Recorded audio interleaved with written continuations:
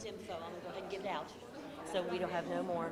I need to, he's got a whole binder here, presentation, but I need to remind him that it's like 2 minutes.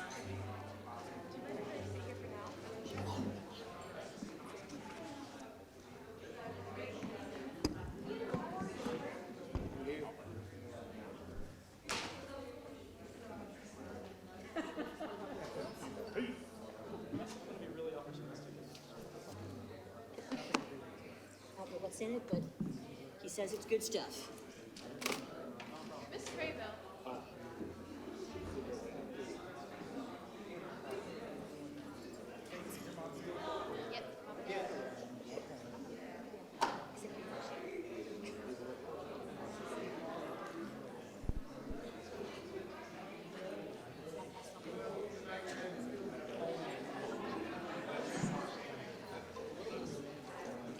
we're going to hear about it tonight.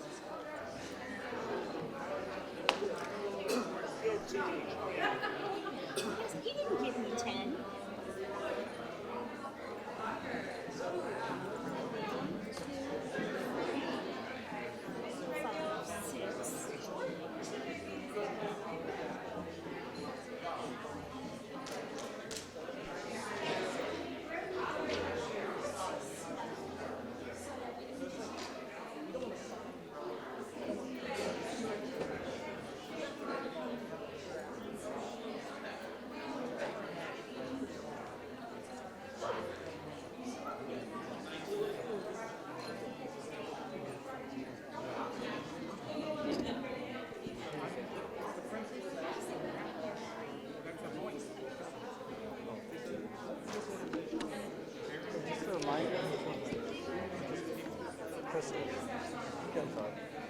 Just a reminder, this mic's on. You can't really hear you, but just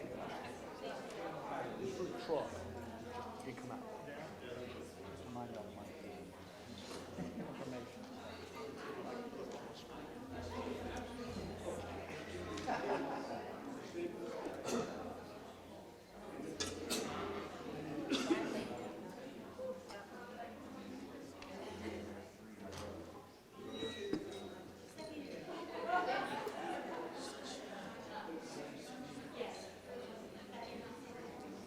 How are you doing here?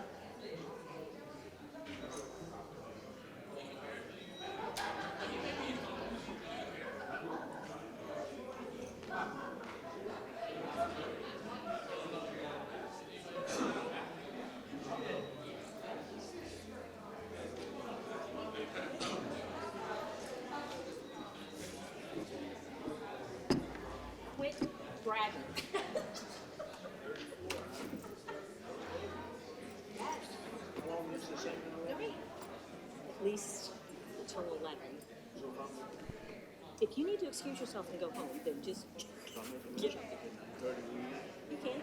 Well, no. Well, and then carry it to the next one, and then they'll go. say,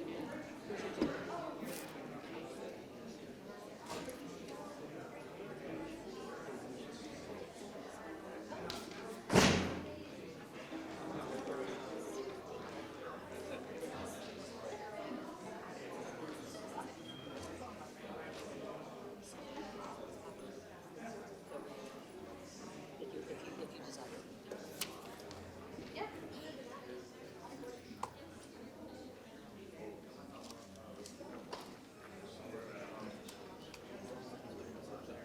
I already have six.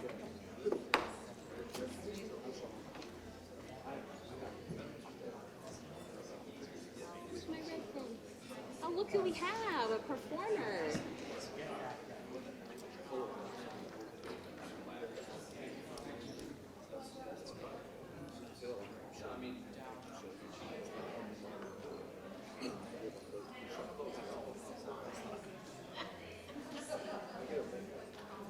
I don't feel good about it.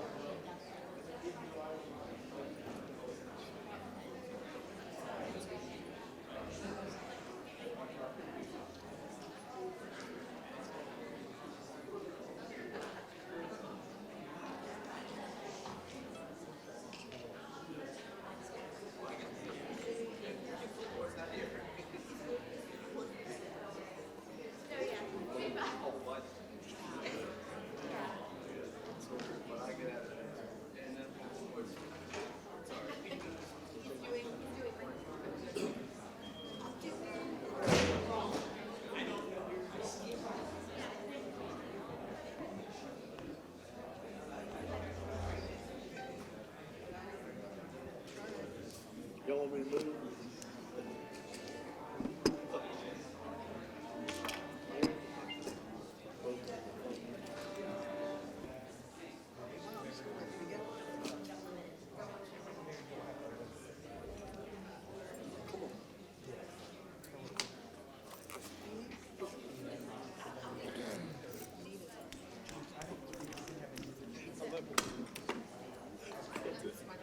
That's it.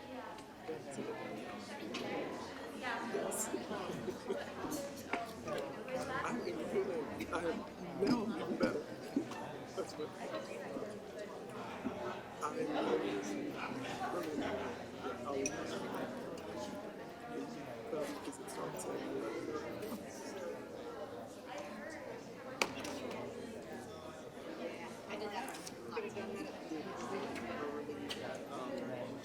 when I first got in. I think that was just a curry favor with you.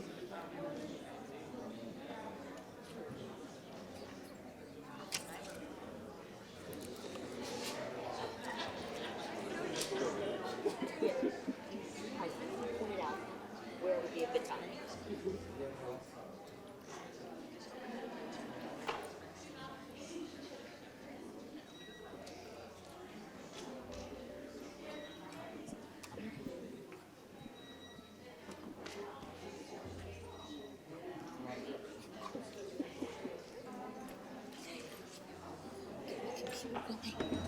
And then we'll start.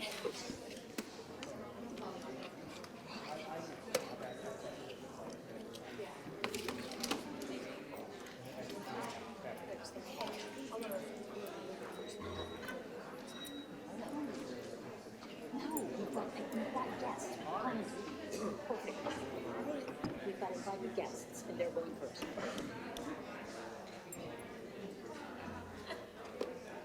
Is that too harsh?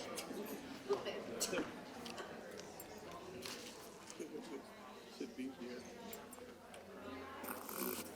That was so much fun. Sorry. That was fun. Surprise. Yes, she was. They told her continuity in the classroom because there's some. Okay, folks, we ready? Everybody ready? That in?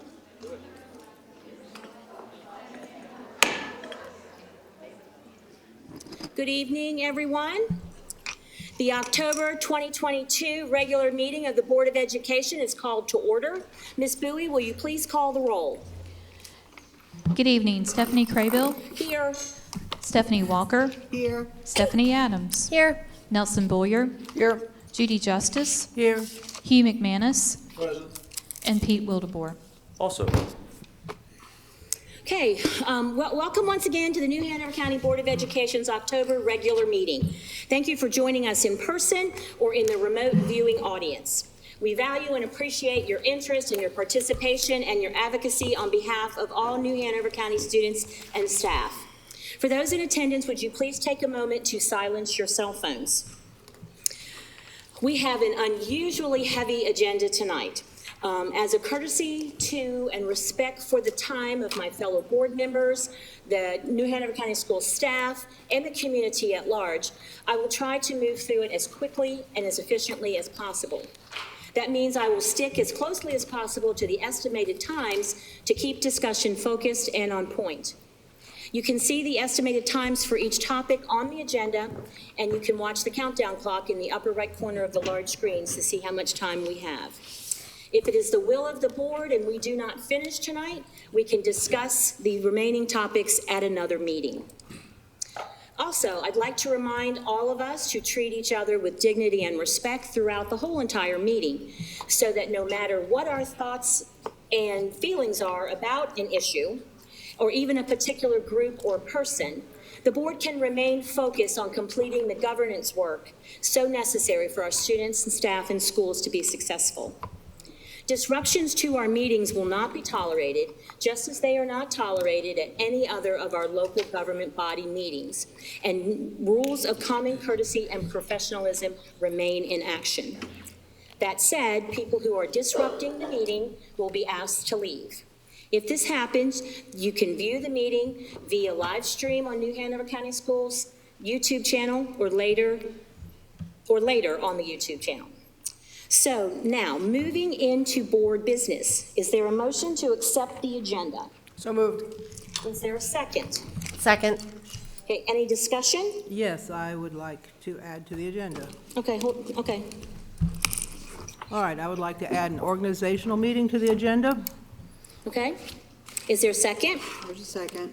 Any discussion? Oh, yes, definitely. I think we absolutely need this. For those up here that aren't aware, this is the way that you reorganize the leadership on the board. I think that at this point, our chair, because of numerous, in the last 2 months alone, behaviors that have been literally an embarrassment to the board, that we need to look at possibly that behavior. Some of that behavior includes, last 2 months, improperly trying to adjourn a meeting, and then conveniently nobody got to see it, but we did, when she threw a temper tantrum and yelled in the face of other board members. And then she had to get called back. She threw away Roger's rules, had to be called back and corrected, I think it was by the lawyer, and so we had to adjourn and continue our meeting. That was just one event. Then we also had the disaster with the calendar.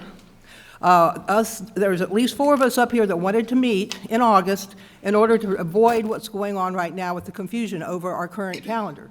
Instead, she intentionally kept putting it off and putting it off until we weren't able to meet until the middle of September. And now it's still, to a certain extent, a disaster because we haven't come to conclusion, and even more confusion has occurred. And then probably the most egregious event was the current chair attacking a staff member who was assisting students that came to speak to the board. That is something that we're the employer of, we have one that we have oversight on, that's our superintendent. But then below that are literally 3,500 people. And to attack one of our employees in that manner publicly is an extreme fear, puts fear into our other employees for retaliation and other events. She has not publicly apologized. I think she did apologize individually, that person, but I don't think she's considered publicly apologizing. That is only one of many events. She's yelled at audience members. She's violated people's constitutional rights. She had to apologize for that. Then she's very inconsistent in how she handles the call of the audience. At one point, she'll tell somebody, you cannot read pornography, and if you do, I'll send you out. And then she turns it around and ignores somebody that reads like 3 or 4 pages of it. This is a real problem with this board.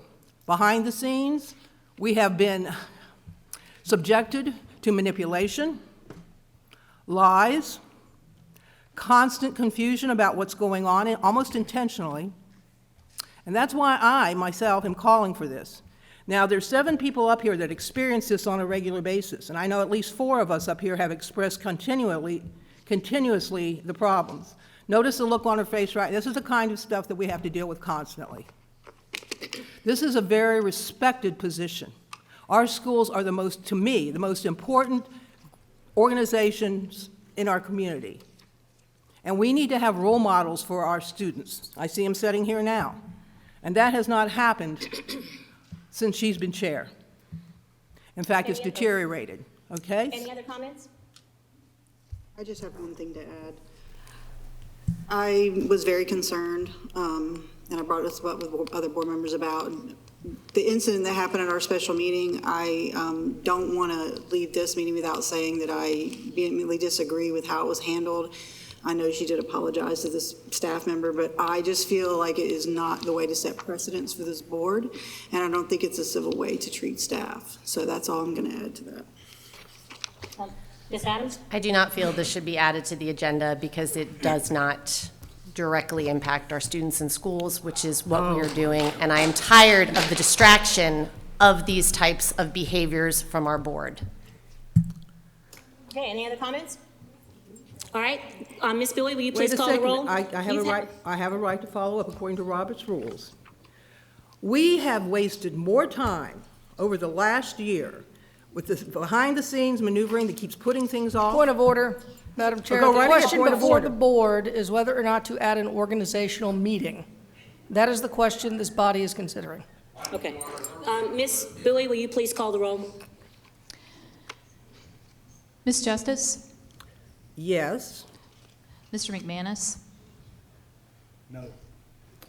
Ms. Walker? Yes. Ms. Craybill? No. Ms. Adams? No. Mr. Wildebohr? No. And Mr. Bullier? No. Okay, so that motion does not pass, so we will move. Any other items to add to the agenda? Okay, all in favor of adopting the agenda as proposed, say aye. Aye. Any opposed? Okay, we're moving on. Agenda adopted. Next, we have our presentation. No, we have our invocation. The invocation tonight is being given to us by Socorro Costa from the Latino Community Liaison at Christ Community Church.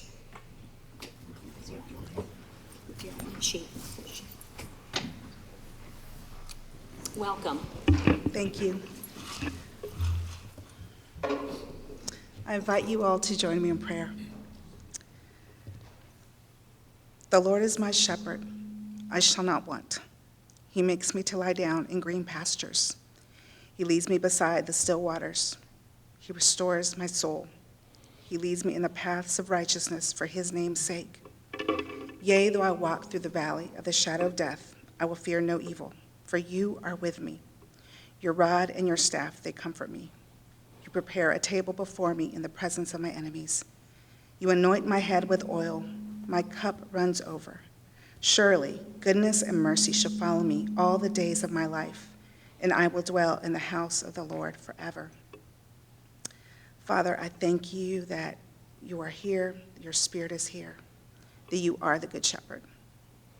I thank you for each person that is present in this room tonight. For whatever the reason they're here tonight, I just ask, Lord, that you would be with each person, because you know each one of us. You know our hearts, you know our lives, you know the things that we're passionate about, the things that we love. So I just pray, God, that for each person that needs to walk beside the still waters, maybe because life is pretty chaotic these days, or for those, God, who are hurting and broken and need to have their need to have their souls restored. For those that are walking through the valley of the shadow of death and need to be comforted, I pray that you would be all things to each person here that needs to feel your comfort. I thank you for each board member that is here. I thank you for their willingness to serve the public and to serve the schools and our students, our children who we love so, so much. And I ask tonight that you would lead and guide, that your presence, that your peace would be in this place, because we have a lot of love and we have a lot of passion, and sometimes that makes it difficult. So I just ask, God, that your peace would reign in this place above all things. I thank you that we can trust you and that you will lead and guide and direct. El Señor es mi pastor, nada me falta. En campos de verdes pastos me hace descansar. Me lleva a arroyos de aguas tranquilas. Me infunde nuevas fuerzas y me guía con el camino correcto para hacer honra a su nombre. Aunque deba yo pasar por el valle más sombrío, no temo sufrido daño alguno, porque tú estás conmigo. Con tu vara de pastor me infundes nuevo aliento. Me preparas con un banquete a la vista de mis adversarios. Derramas perfumes sobre mi cabeza y me colmas de bendiciones. Tú estás conmigo. Con tu vara de pastor me infundes. Sé que tu bondad y tu misericordia me acompañarán todos los días de mi vida y que en tu caso, Señor, viviré por largos días. Gracias, Señor, por tu presencia. Gracias que tú estás con nosotros. Pido, Señor, tu paz en este lugar, en esta reunión. Te damos la gracia, Señor, porque podemos confiar totalmente en ti. Bendecido sea tu nombre. En nombre de Jesucristo yo pido. Amén. Thank you. Next, we have the presentation of colors. The Laney Air Force Junior ROTC, under the command of Colonel Harrison Smith and Master Sergeant Bruce C. Please present the colors.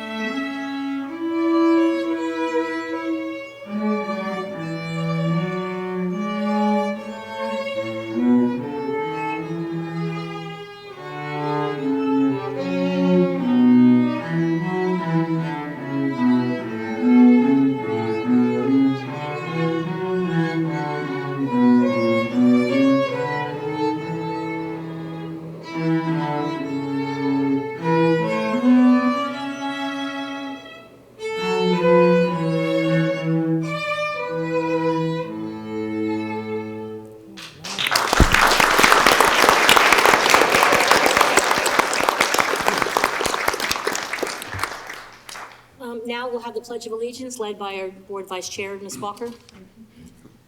I pledge allegiance to the flag of the United States of America and to the republic for which it stands, one nation, under God, indivisible, with liberty and justice for all.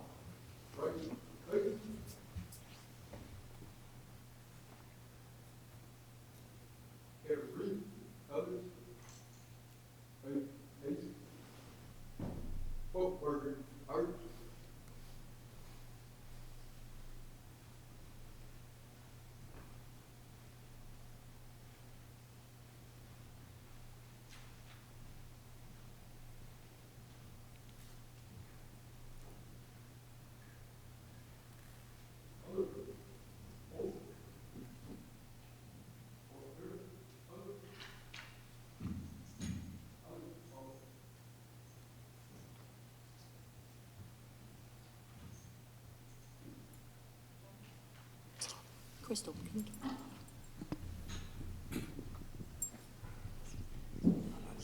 Thank you. So now before you leave, you can't get away without being introduced. Introduce yourself. Thank you. I'm Alex Vetter. I'm the Hoggard High School orchestra teacher, and these are my students. Awesome students. I'm Cassidy Thompson, a junior. And I'm Manasi Prasad, a freshman.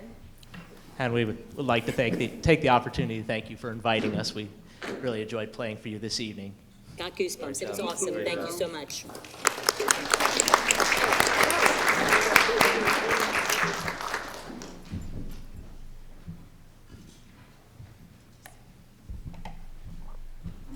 I'm Marate Van Kemko, and I'm 12th grade.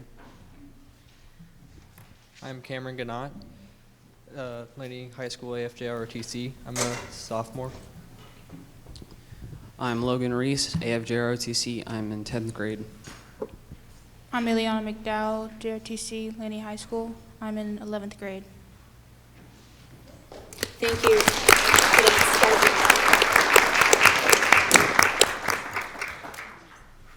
statement. And Colonel Smith and Master Sergeant C, if you want to just give a salute or wave, thank you for bringing your cadets to be with us tonight. Thank you. Okay, so next up on our agenda is recognitions. Russell Clark from our communications department will be doing that for us.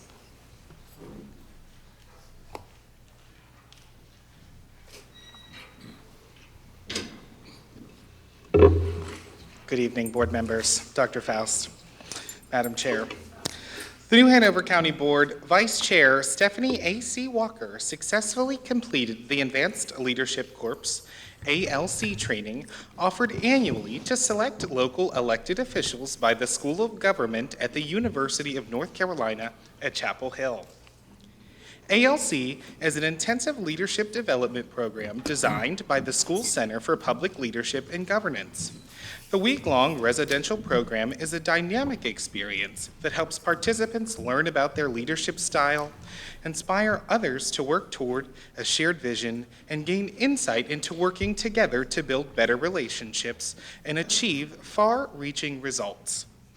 More than 155 local elected leaders from across North Carolina have completed this selective program since its inception. Congratulations, Ms. Walker.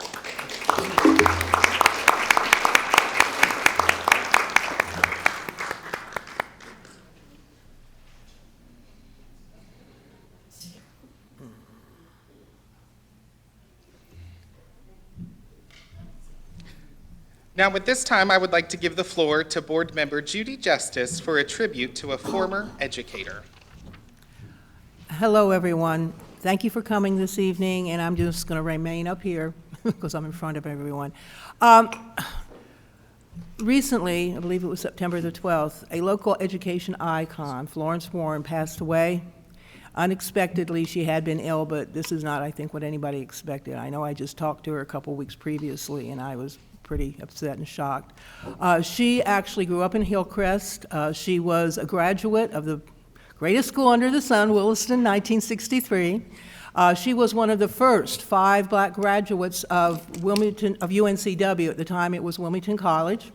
And then teaching science, she started teaching at Williston. She was only able to teach 1 year before they closed Williston down, sadly, because of the situation going on desegregation on a national level here. That's one of the responses the local board at the time did. They closed Williston down, which was heartbreaking for her. She talked about that quite sadly and openly. She went and taught at New Hanover for about 3 or 4 years and worked for the city off and on with some educational programs. And during that time, she actually ran for school board, I found out. I hadn't known that. She wasn't successful, so she got a pretty good amount of votes. Then she went back to Williston, and she was there for 35 years. And what's amazing about Florence is she wasn't just a fantastic teacher, and I know that there's many in here that had her as a teacher, but she was also a mentor and a teacher of teachers.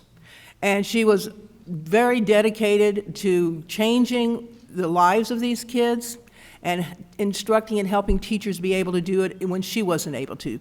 She worked actively in the community for social justice, for equity in education. I met her here, my goodness, 4 years ago, the first night I was sworn into the board. And she was, I believe she was still working at the time in the schools, and she was absolutely fantastic as far as assisting me understanding what was going on historically, and the relationship that we were still working on here locally to try to bring about the social justice and equity in our schools that we desperately need. One of her observations, and sadly this is something we as a board need to focus on, and something she worked for, was that our schools resegregated over the last 15 years. And that was heartbreaking to her. And she noticed that it wasn't just along racial lines, it was also economic lines. And that's one of the reasons we have these struggling schools now. And that's what she was working on when she passed, was going out in the community and trying to bring about change so we could change that in our schools. So, you know, that was a very brief tribute to Florence Warren.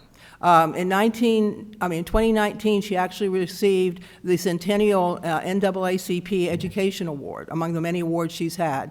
And she ended the last couple years of her life, she was working actively with her church, too, and a lot of local organizations that brought about a lot of positive change in our community. So, you know, I would actually like to take a minute for myself and everybody else just to reflect on Florence's contributions to our schools and the great impact she's had on some of the students, as I said, and definitely the teachers here tonight. So I'd like to take a minute.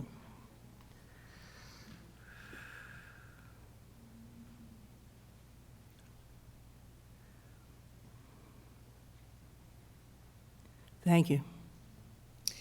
So our condolences to the family of Ms. Warren. Thank you, Ms. Justice, for that very sweet speech. Next up on the agenda is approval of the minutes. Do I hear a motion? So moved. Is there a second? Any discussion? Second. Okay. Thank you. I got that. Thanks. Okay. All in favor, say aye. Aye. Any opposed? Okay. The minutes are approved. Next up on our agenda is student voice, and with us tonight are our student voice leaders and their current student ally, Shala Harper, and Mr. Johnson, if you'd like to join them at the podium.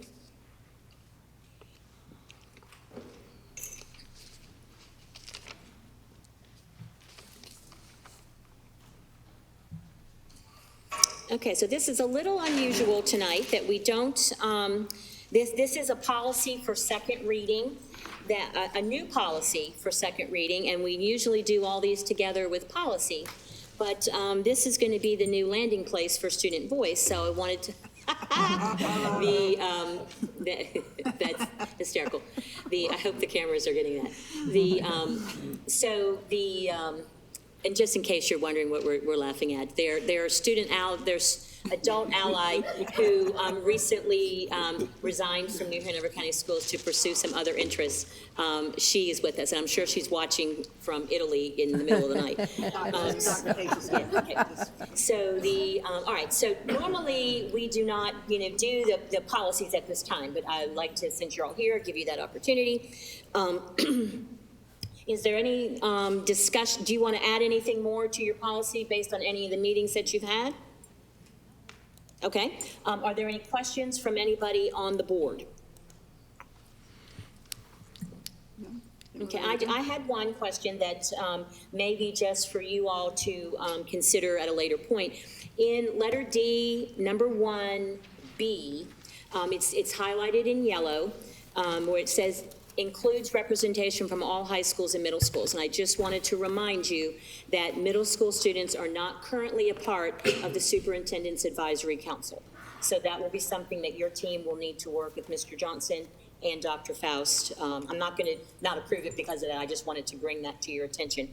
And then the one on D2, you see the red line where we took the assistance of the Chief Equity Officer out as a selection person. That will be something that you all, will work out, and he doesn't need to be your committee picker. And that was all I had. I just have one question. Sure. I think I've read it correctly, but we're not at this point saying that a member would be a voting member of our board? Because I think there's a lot No, of confusion. they were never allowed to be a voting member because that's not in our state statute. So that's why you cannot officially vote. And they declined the offer to be on the dais with us in lieu of being members of other committees. Is that correct? Okay. All right, so is there a motion to adopt policy 4004 as presented? Moved with pride. Okay, we got a couple. Hugh's in there first. Who came in second? Slide in, okay. Any discussion? All right, all in favor, say aye. Aye. Any opposed? Okay, so you are approved. Yay.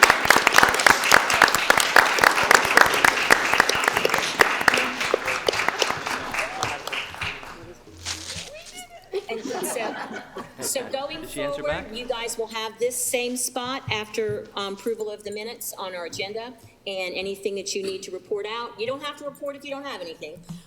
Save us 5 minutes. But we always welcome your voice, and Mr. Johnson will coordinate that for you. Madam Chair?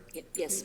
Mr. Johnson did say, maybe we should put it on the agenda as needed. I mean, Mr. Johnson, did you want to weigh in on that? Because I know they're on our agenda permanently, but maybe sometimes if they don't have anything, is that what you brought up yesterday about maybe as needed, or is that doesn't need to go on there? Yes, just to clarify, and I just want to speak to you guys as well. You do have a standing spot on the agenda, but there might not always be something to report out. I just said that too. So in that case, it's going to stay there, but there's not an obligation unless you have something. But that will be there in place. Good? Yeah. Okay. Welcome to the team, officially. Okay. Good job. Thank you so much. You're very welcome. That's awesome. Okay, next on our agenda is information part 1, and for those of you who aren't, that is something new on our agenda. What we are going to start doing is having part of our information where we have invited guests, move that to the front so that our invited guests can come and leave. We value their time for that. So first up is the Novant MOU, the Health Sciences Program, Dr. Faison. Hello, thank you. There has been a couple of questions, so we actually have Mrs. Barbara Burke from DPI with us tonight, who is an RN and over the Health Science Division of CTE. We also have Holly Reynolds, who is the Director of Professional Development and Nursing Education, and Mrs. Amy Akers, Chief Nursing Officer. These ladies will be just providing us some information, and we're going to start with Ms. Burke to just highlight or point out anything that's different with going to Novant versus our long care facilities. So Ms. Burke, I'll turn it over to you. Thank you for allowing me to be here. There's actually no difference between the students completing their clinical that are in the Nurse A1 training program at a long-term care facility versus a hospital. They still have to check off on the same 15 skills that they're required to show that they are competent in performing those skills on an actual live resident or patient. It's just that the place that they're performing it does change. They're still supervised by an RN who is approved to be there with the students. All right, and I don't know. Ms. Justice, do you have a comment? You have a question, Ms. Burke. I certainly do have a question. I have documents from the 2021-22 school year for the Nurses Aid Training Program, and I guess it's NATS, what they call it, Nursing Fundamentals and Praxitium. I'm not sure how to pronounce that word. But the point is there's 64 skills on here, and there's only, from my understanding, if they are functioning in a acute facility, then they're only able to check off on those 15 skills and not the required 64. Is okay. So those skills that, well, first of all, the purpose of Nurse A1 training, they have to be taught how to be a nurse aide, first of all.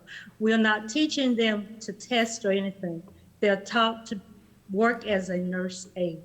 So those 64 skills that you see are the skills that they have to check off in the lab. Not all of them they will check off. Some of them are taught. For example, We don't have Hoyer lifts in a high school lab. We don't have stretchers. Those are not expected to be taught, to be checked off of.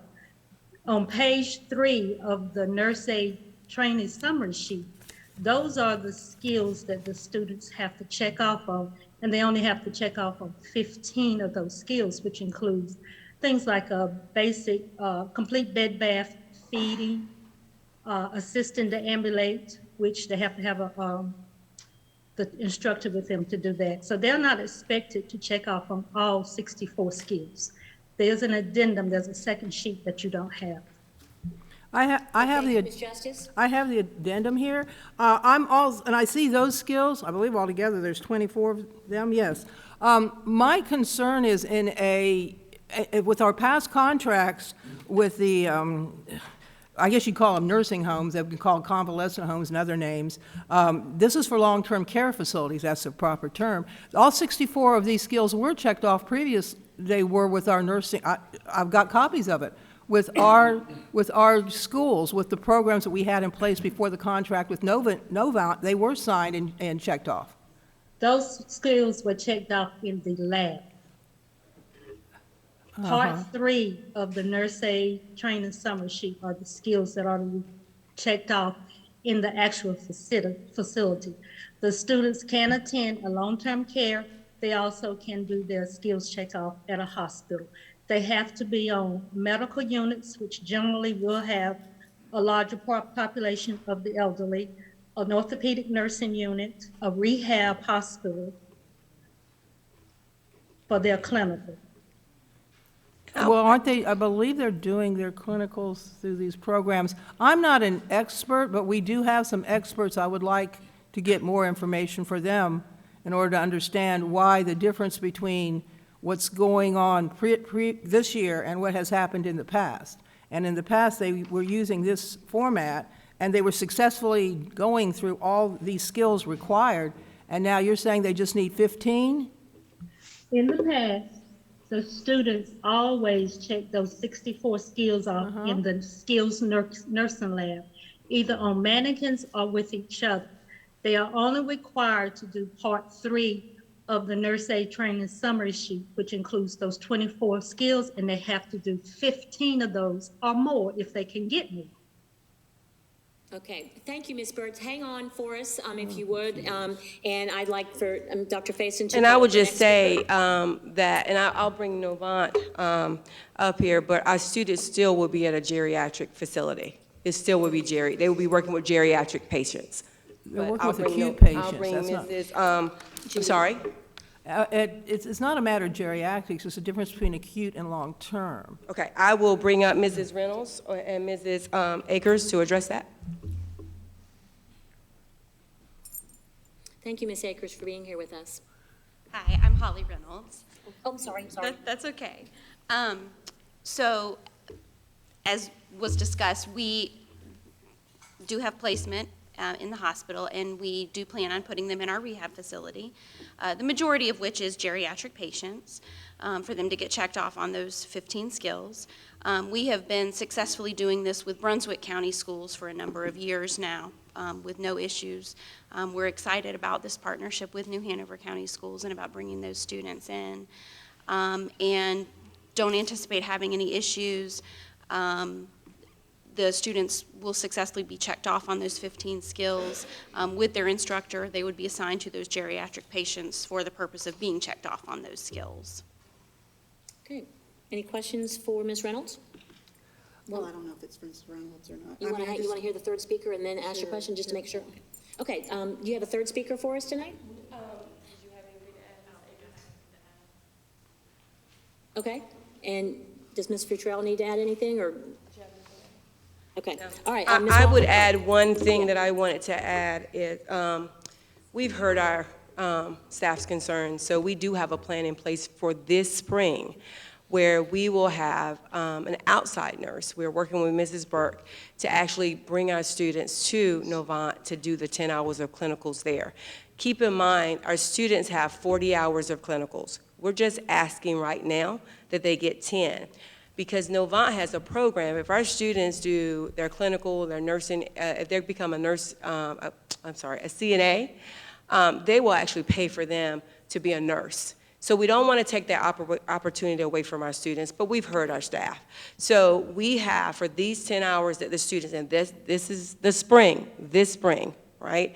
We will have 10 hours they will go. We're going to start with 10 hours. During the 10 hours where these students are with another nurse at Novant, our teachers will be collaborating with the nurses at Novant. We have not, I wanted to share this with you guys first before we even shared it with our nurse, but that is our plan because we've heard them, but we do not want to take away this opportunity for our students. So we've got a plan in place for the spring for that.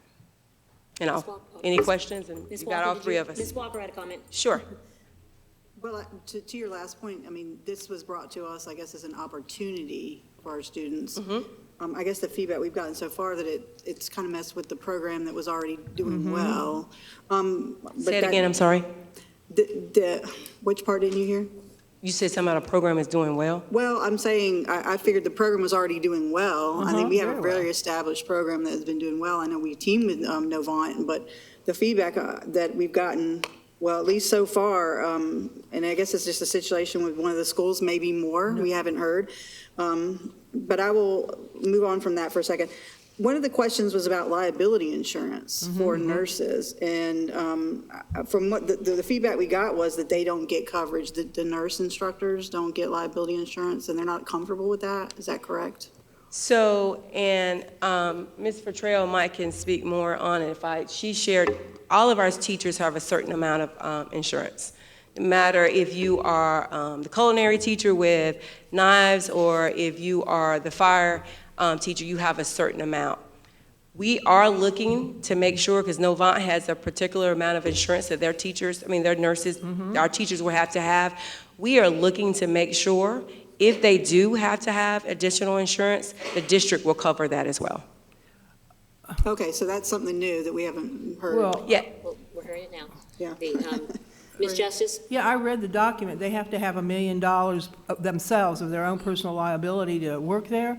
I do understand that our nurses that were running this program for, one of them, a decade, very successfully, if not longer, have resigned because not just that, but they're expected to go down on their own time and work with Novant without being paid in order to be allowed to be in the hospital and work with the students. Do you know anything about that? So what we did was, first you want to make sure teachers are comfortable. So Novant offered that our teachers could come and spend some time. So we were going to pay them for, you want to talk about the program? We were going to pay them over the summer so they could have that opportunity. Good evening, everyone. Yes, we were going to pay teachers. Teachers get curriculum development pay, but any work that teachers do outside of their regular duty, we have to pay them for that. So it was always the plan to compensate our teachers, even for the training. Was that next summer or this summer? It was last summer. If they had taken advantage of that opportunity, they were going to be paid. Well, and we apparently shared they weren't that. aware of that opportunity because they're the one that contacted us said that they were going to have to do it without being paid on their own time. I think that's illegal. I don't think we can work people without being paid. Well, I agree, but but we always compensate our teachers. We had other teachers working this summer, and they were all compensated. So we wouldn't have treated health science teachers any differently. And the orientation that Novant requires for them to come and do like 4 hours, they will also be compensated for that as well. All through CTE dollars. Thank you, Ms. Futrell. I just wanted to add something in that since some of these concerns have been coming up, I had the opportunity to talk with a number of nurse aid alumni that have gone through these programs that we have all acknowledged are working well, and asked them what they thought about the opportunity of being able to go to the hospital. And every single one of them said they thought, well, that might be a little scary, but wouldn't that be cool? Because that's where I'm probably going to work. And so I took that to, and then listening to the opportunity as just a more of a support for what we're doing. So I appreciate the fact that, you guys are forward thinking and looking at that. And Ms. Burt, thank you for coming in. Our expert from DPI, we appreciate you all so much for looking out for all of our students in North Carolina, and so that we can look out for our students in New Hanover County. Okay, and Mr. Barnes said one thing he wanted to share.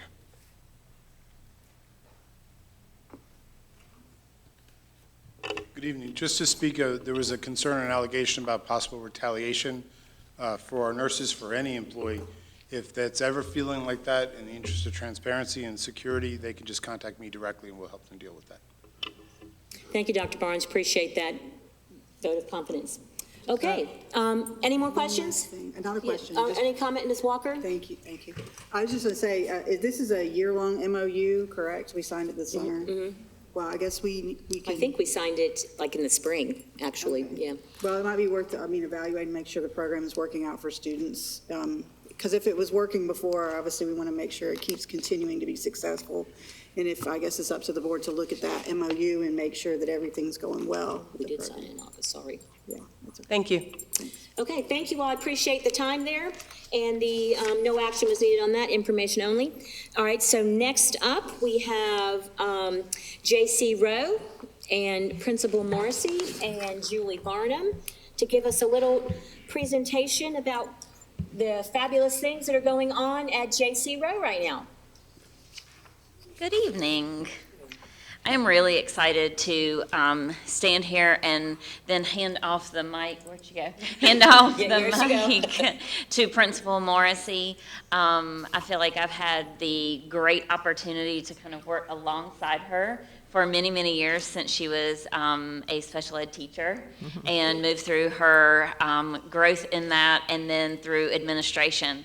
So really excited to share. I'm going to give you just a brief one or two sentences here, and then I want her to be able to jump in and tell you all about what she is able to provide through her leadership within J.C. Rowe.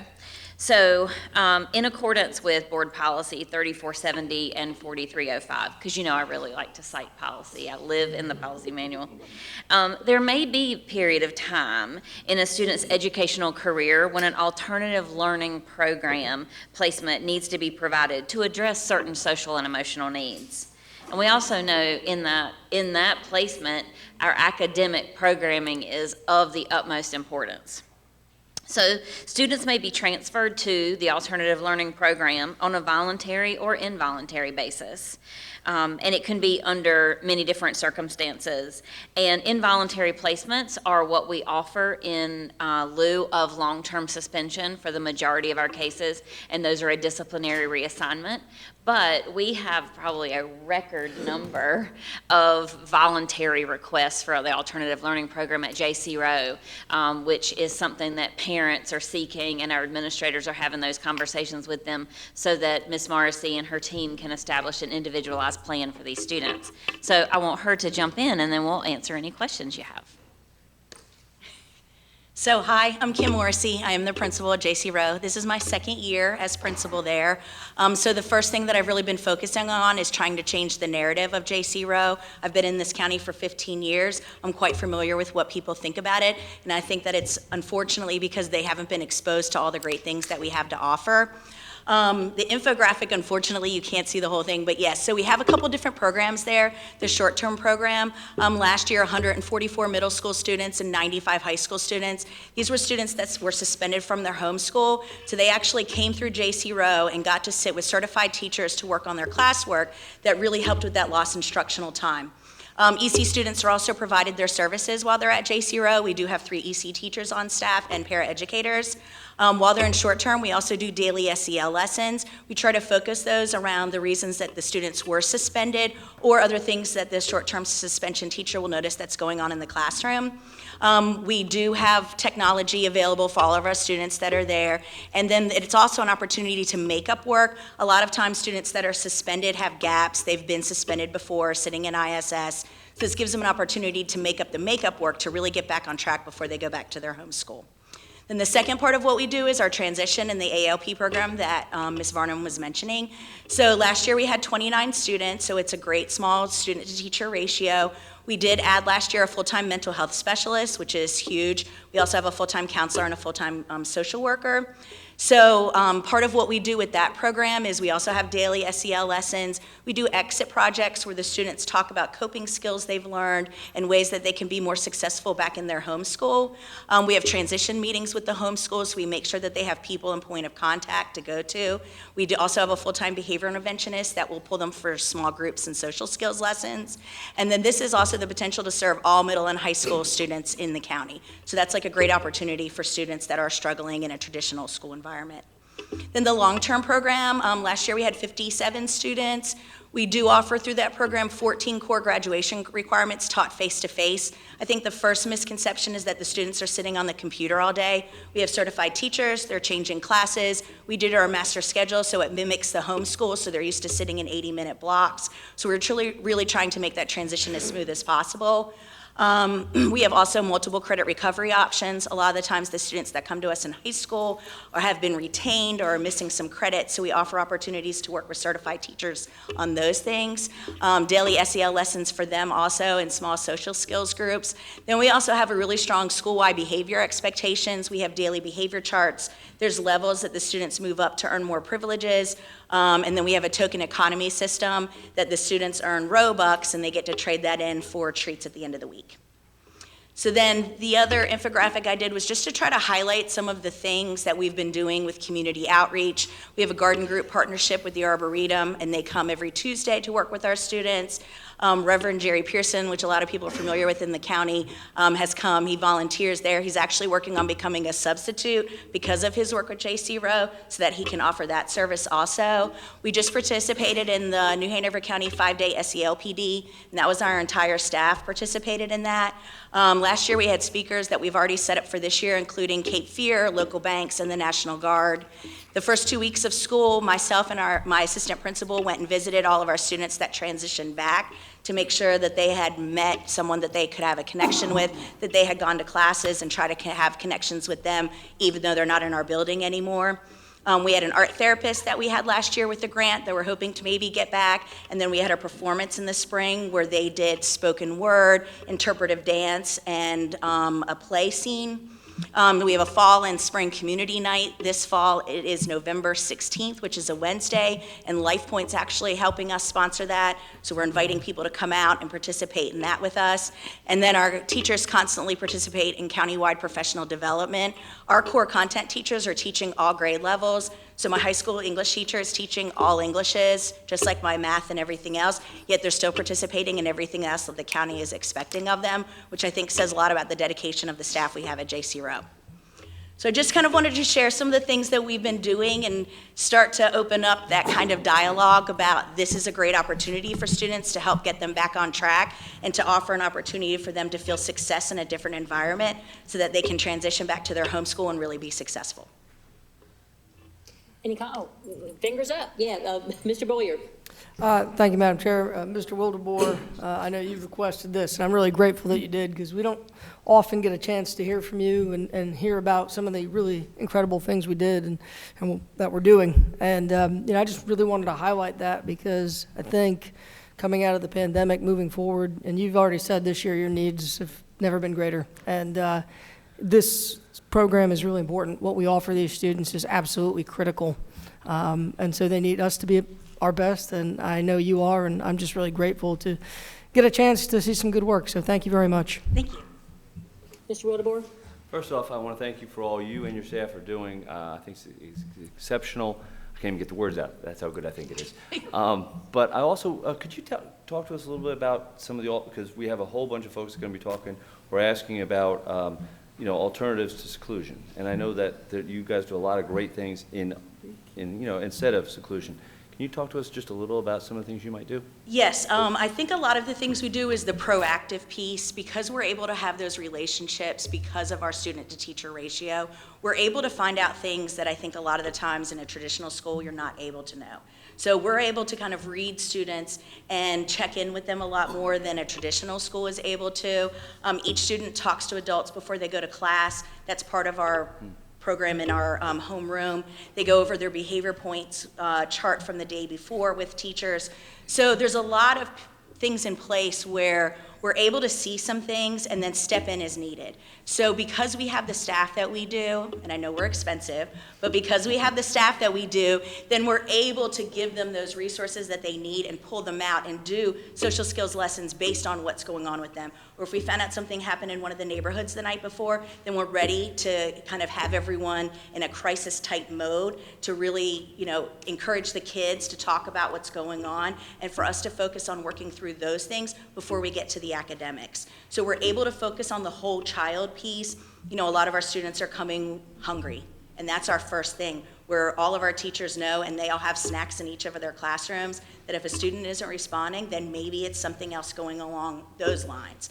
So because of the way our school is structured, we're able to take some time away with our other staff members to focus on the kids' needs and then allow the teachers to still teach content to the other students that are able. Awesome, thank you. Mr. McManus? I certainly applaud what you're doing, your whole staff, and I genuinely think there's a definite place for us. And I don't want this to sound negative, but I think it's a fair question. If I recall, we spend $83,000 per student at J.C. Rowe. What follow-up do we have after they finish J.C. Rowe with regards to where they are and what they're doing, employment otherwise? So let me clarify the cost per student. That cost per student is taken in a snapshot, kind of at a period in time. And so I think while last year it may have, I'm not looking at the chart, but I'm going to go into my visual memory. I think it may have counted maybe 50-some students, and it's the cost per student. But as you can see from the data provided by Principal Morrissey, she served more students than that. So that cost per student is a little skewed because it's got to be taken in a snapshot time frame, or else you're trying to move dollars. I can't imagine Ashley trying to create that kind of visual. So it's not quite accurate because the students that she also served were still counted at their home school. So what would be accurate? I don't know how we would calculate that because our students, it's so fluid. Our students are coming in we're offering, as Ms. Morrissey shared, that our students from middle and high school can come in for a short-term suspension alternative. So they're not actually suspended. They're in an alternative setting for that suspension. So she'll have kids 5 days at a time, 4 days at a time, and then you might have students that come in for the remainder of a semester, or they transition in for 6 weeks and then move to their school. It's got to be so fluid to be student-centered that it's really hard to do a true capturing of the cost per student. And I don't want to try to step into Ashley's lane. I think she's amazing, and I can't calculate that. But Ms. Morrissey, can you talk about what you and your team did to transition, and then at the beginning of this year, what you did with the students who had gone back to their respective schools? Oh, when we were doing the visits? Yes. We did set up with the home schools. Mr. Menendez, the assistant principal, we went and saw all of our students, and we met with all of them with an administrator or with a staff member from the home school to make sure that they were aware of who the J.C. Rowe students were. We pulled up their power school, we put all the students down, we talked about classes they had been to. A couple of them, we actually did schedule changes while we were there because the student wasn't attending because they didn't like the class. And so it gave a time for us to help the student advocate for themselves in their home school with people there that they can go to versus kind of just sending them back and then expecting them to have that skill set carried over from the summer and they to do that on their own. So that was something different we did this year that I think was really successful. Judy? Ms. Justice? Oh, you want more? You got more to go? Okay.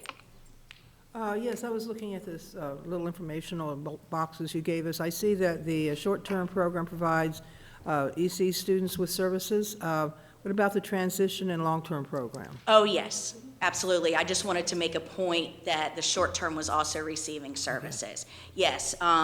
And the reason I pointed that out is because the short-term students are not in my power school, so that's part of the reason that the numbers are skewed, because they stay in their home power school. But we receive a copy of the IEP from the home school, and we make sure that those services are still given at J.C. Rowe. Ms. Walker? How's lunch? I've heard a lot of things about your lunch. Lunch is brought in daily from Hoggard, and breakfast. Is it okay to eat? I mean, we've had pictures sent to us. I mean, I'm just curious if it's okay to eat, or do you need help with that? The students eat the lunch, yes. I know they probably do, but. Okay, we can talk later, I guess. The students are fed, absolutely. We make sure that we have food for the students. They eat the lunches. They eat breakfast too. No student goes hungry. No, I'm glad about that. I just was thinking about quality. Yeah. Mr. McManus? Just,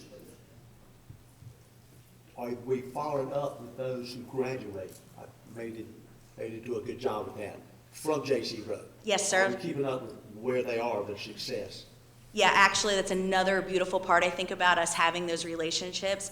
Last year, we had 5 seniors that started with us, and all 5 graduated, and different staff members keep in touch with them all the time. A bunch of staff members went to graduation, actual family parties. That's how much we kind of become a part of what the families are.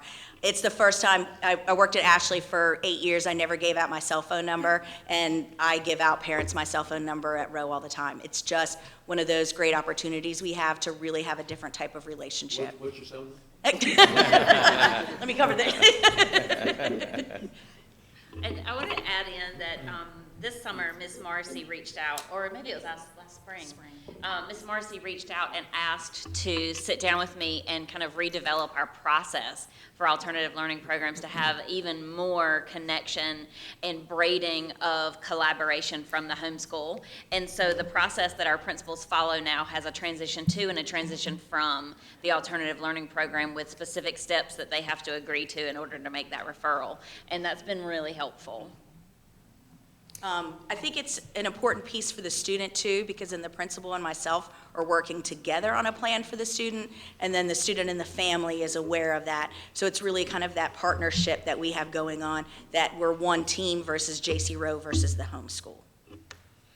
Yeah, I just wanted to add in real quickly, the work that you guys are doing is amazing, and the one thing that really jumps out at me all the time is that back to the homeschool visit, because I don't know about you, but many of us have had, family members or friends who have been in a program where they had to go get fixed and then are put back into the environment that maybe contributed to the problem. So I think that is wonderful, to make sure that they feel good about that. And just, I've subbed at your school before, and it's not an easy place on some days, and some days it's just like every other school. So I'm happy that you treat them as such and individuals and meet them where they are. So thank you very much for being here with us today. Thank you. Okay. Thank you. Okay.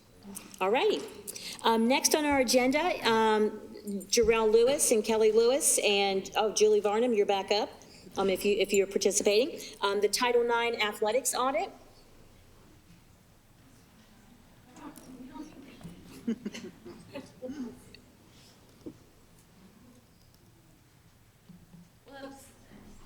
I was so excited for Miss Marcy to be able to do that. I just ran away with all of my papers and everything. So I'm just doing the introduction and then handing this off. As you know, our district voluntarily engaged in the athletics audit for Title IX in order to focus on continued compliance with Title IX. And I'm really excited that Jarrell Lewis and Kelly Lewis, they are not brothers, but I am happy to have both of them come and talk to you about this. Good evening. So this evening, there is a presentation. I think someone's going to pull it up here. So this evening, I will be speaking along with Mr. Kelly about the Title IX athletics audit that we performed back in the spring of 2022. You can go to the next slide. So this presentation will be brief, but we'll focus on three different parts. The first is the audit process overview, what that looked like.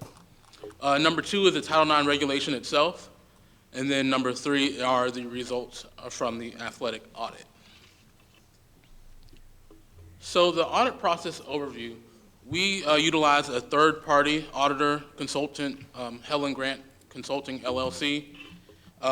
That third party reviewed 4 high schools and 7 middle schools, all of the schools in New Hanover County schools that have athletic opportunities for their students.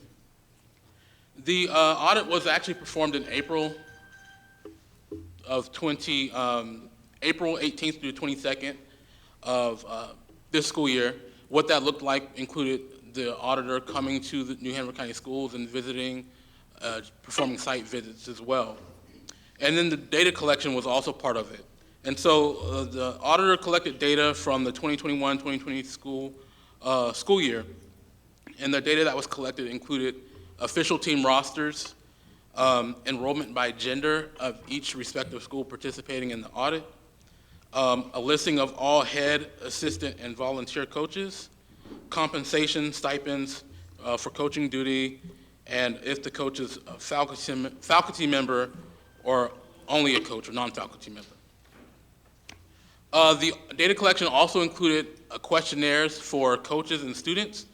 The questionnaires gave insight about student perspectives participating in athletics, as in addition to the coaches as well, related to some of the Title IX compliance factors.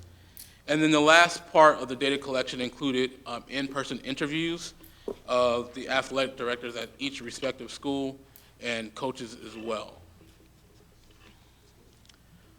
So for the Title IX regulation itself, the federal government, the regulation speaks very specifically to how districts must comply with the Title IX regulation. And there's two components to that.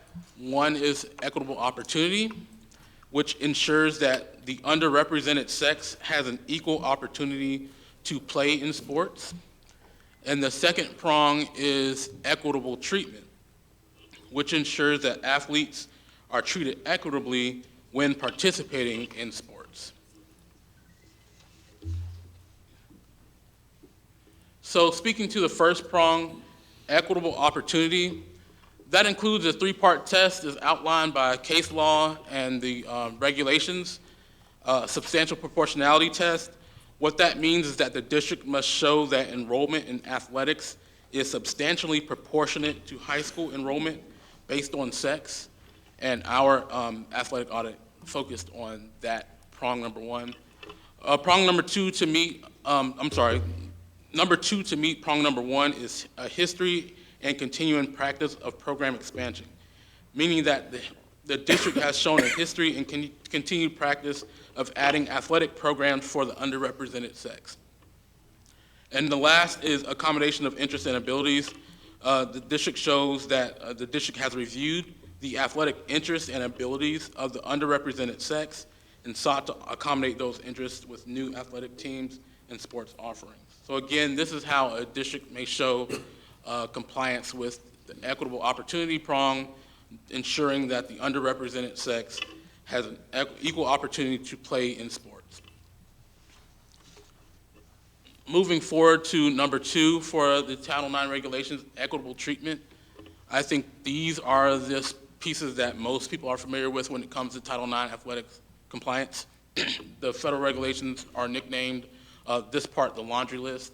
There are a number of factors that are included that must be met to show that the district is ensuring that athletes are treated equitably when participating in sports. And I won't go through every one of the laundry list of factors, but these are those factors as shown on the screen.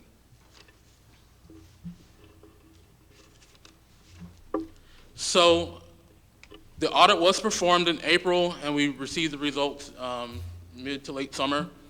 And I took the time to highlight some of the areas and opportunities for improvement based on the audit itself. And the first area is the first prong, equitable opportunity, particularly related to substantial proportionality. The audit found that Myrtle Grove Middle School, Williston Middle School, and Roland Grice Middle School were the only schools that met this particular prong by having student participation, their athletes be substantially proportionate to enrollment at the school. So for example, if a school has 47% female enrollment, then theoretically the athletes should be around 47% female. That's what that substantial proportionality test shows. And again, Myrtle Grove Middle School, Williston Middle School, and Roland Grice met those tests out of all the schools in our district. So for next steps to address this concern, according to the auditor, was for middle school, the district needs to increase girls' participation or do a combination of increasing the girls' roster, and then also decreasing the boys' roster. So some type of roster management to be able to control these numbers and make sure that they're substantially proportionate to the overall enrollment at the school itself. For high school, the auditor stated that increasing girls' participation or increasing girls' rosters or decreasing boys' rosters, and also ensuring that there are junior varsity teams for female sports similar to male sports. Like there's a JV basketball team, there needs to be a JV girls basketball team, things like that, making sure there are JV opportunities to increase the participation numbers for the females athletes. The next prong is equitable treatment. And so the auditor examined whether New Hanover County Schools provides male and female athletes with benefits, opportunities, and treatment that are equivalent in availability, quality, and kind based on the relevant factors. The auditor noted any disparities that were found and then categorized the level of the disparity to determine if the disparities resulted in denial of equal athletic opportunity to male or female athletes. In regards to this prong, the auditor found that there were concerns with the availability and use of athletic facilities to the detriment of female athletes at Hoggard, Ashley, and Laney, and specifically related to the weight room and the hitting facilities. Just making sure that at those particular schools, those facilities were being used equitably based on male and female. So that was a concern that was highlighted there. I think that for next steps, having the athletic director, Mr. Kelly Lewis, have more oversight and to work with the local athletic directors to develop procedures to make sure that those facilities are being shared equitably, schedules, things such as that would be able to address some of those concerns. Number two, there were concerns with the availability and exclusive use of athletic facilities to the detriment of female athletes at Holly Shelter, Myrtle Grove, and Williston Middle School, similar to the high school, specifically related to the weight rooms at those particular middle schools. And so the next steps for that are similar to the high school, just making sure that we're providing more oversight and having procedures that address how and when these facilities will be used and shared, so we can make sure that they're not, the time is not being provided to only male athletes and it's being shared with female athletes as well. Number three, for equitable treatment, talking about the quality of life. You can go back to the next slide, I'm sorry. 6, yeah. So the last concern that the auditor highlighted that related to Title IX was there were potential Title IX violations found related to Hoggard softball and New Hanover High School softball facilities. So related to Hoggard, again, the auditor did come and do site visits, and she stated specifically that there were concerns related to quality related to the softball field at Hoggard High School, the entrance, the press box, the home plate, the dugout, the stands, the bullpen, the brick knee wall, and netting, when comparing it to the baseball facility for the males. In addition to that, the softball hitting cage was down. I think there was some type of weather damage at the time when the auditor came, and so she addressed that concern as well, making sure that the hitting facility was up so that it can be used by the softball team. For New Hanover High School, there were quality and cosmetic concerns related to the softball field, specifically related to the press box, the stands, the backstop, the batting cage, the dugout, locker room, on all of that in comparison to the male facilities, the baseball team. So these are substantial concerns that could, be Title IX violations. So for this particular concern, the district, myself, Title IX office is partnering with operations, Mr. Eddie Anderson, to address these concerns with his division. We've already had some of those discussions. Not sure if you want to add anything specifically, or I'll open it up to you if you do. I would just like to add that after the report identified areas of concern, but it didn't provide scope of work and cost estimates for completing those. So in operations, our goal is we've hired a designer that's going to do their assessment and provide those very detailed scope of work and cost estimates for your consideration in the upcoming capital budget. Thank you. Mr. Littleborn? If I'm correct, that in Hanover softball, they don't play on our facility, they play at Hoggard, correct? Yes. How can we control Hoggard? So Title IX compliance, we can't say that we don't have to comply with Title IX because we don't actually own the field that our students play on. It's still impacting their educational environment if they're provided with a facility that's lesser than males. So it's still our obligation to address those concerns, outlining with the laundry list that Title IX outlines. So the district does have a more unique hurdle with New Hanover High Schools, particularly because we're sharing that space with the city and the county. I don't know for sure. So we have to partner with those individuals to make sure that we're providing a facility that's in compliance with Title IX, and if that's not the case, then it's still the district's duty to make sure we provide some facility that meets Title IX compliance. I'm sorry, Ms. Walker Crapo. is next. Thank you. Thank you, Gerald. I know we talked about New Hanover softball last year, and I'm so happy that this was done. Was this done by private, and maybe I missed it, or was it, now that there are violations that are shown, or is there a timeline that we have to meet in order to get it remedied, or what are the follow-ups? Yeah, so the consultant was private, I guess that was your first question. Yeah. The second part of the question, the timeline. So when there are potential Title IX violations related to quality and facilities and things like that, of course, that's going to require budget to be able to address some of those concerns. So I don't believe that OCR has an expectation that districts must, provide these fixes by the end of a particular school year. Their understanding, as long as the district has a plan, I think that's the most important aspect. But sometimes it could be a year to 3 years to address a particular facility issue. It really just depends on the scope of the issue. And I would agree that, particularly related to New Hanover and Hoggard, there is substantial work to be done. So there isn't a hard, fast deadline, but we just need to show that we're working on that with due diligence. Mr. McManus? Thank you, Gerald. I have two questions. One, parents, booster clubs, however you want to, umbrella you want to put it under, are they allowed to give the money to upgrade facilities? That's their choice. Yeah, so Title IX is definitely concerned with the funding aspect, making sure that that money is being spent equitably.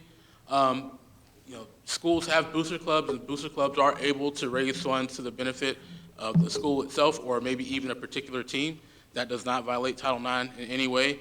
The concern would be if a booster club is providing funds to the district, particularly a specific team, or even more specifically, a male team. That could create an imbalance if the district is not matching those funds in some way, shape, or form for female athletes, if they are, which they generally are, the underrepresented sex. So long story short, boosters can provide funds, but it's the district's responsibility to make sure that those funds are being utilized in a manner that does not violate Title IX. And that would be the athletic directors or the assistant principal / athletic directors at each school. Right, Manages that. That increased oversight, Mr. Kelly Lewis would be able to provide the oversight for those agencies. Did you have a follow-up, Hugh, real quick, and then we'll get Make sure I Judy? understand my second. That goes through you and Mr. Anderson? No. Each respective expense, how is that prioritized, females, males? I think that's a better question for Mr. Kelly Lewis to speak about how budget works at the local schools when it comes to athletics. So, what's your question again, Mr. McManus? You're saying if Well, the booster clubs... obviously, when we're doing budget, we prioritize to the best of our ability based on what we think we know at the time. So how do you do that now that you have identified, obviously, women's facilities versus men's facilities? So how do you prioritize the expenditure? Who goes first? Well, I in think your that budget, won't so happen. that we know what the priorities are. Right. With regard to who's getting what. Right, well, I don't think that would happen until we have the scope of work done from the firm that maintenance operations is hired. And then from that result, then our officers would be able to work to then prioritize where we're going to start. And I know Mr. Wiltmore had a question. Well, what's the timetable for that? Well, is that going to be done in the next 6 months, a year, So- 2? Because you said 2 or 3 years down the road in some cases. And Mr. Lewis was talking about having that work completed. So the timetable for me and my team, we're identifying what the specific scope of work is to bring the facilities at Hoggard and Hanover into compliance with the audit. We're also identifying the cost of work associated with that. We will present that to the Capital Outlay Budget Committee probably in the January, February timeframe. And then it would go to the full board as part of your upcoming budget. Ms. Farnham, did you have something? You kept looking like you were leaning in. Yes. I only wanted to mention that we would prioritize in our budget process, much like we did this past year, where we start working on our asks, and then our team, the senior staff, the cabinet, prioritizes and then brings it to the board. Thank you. Ms. Justice?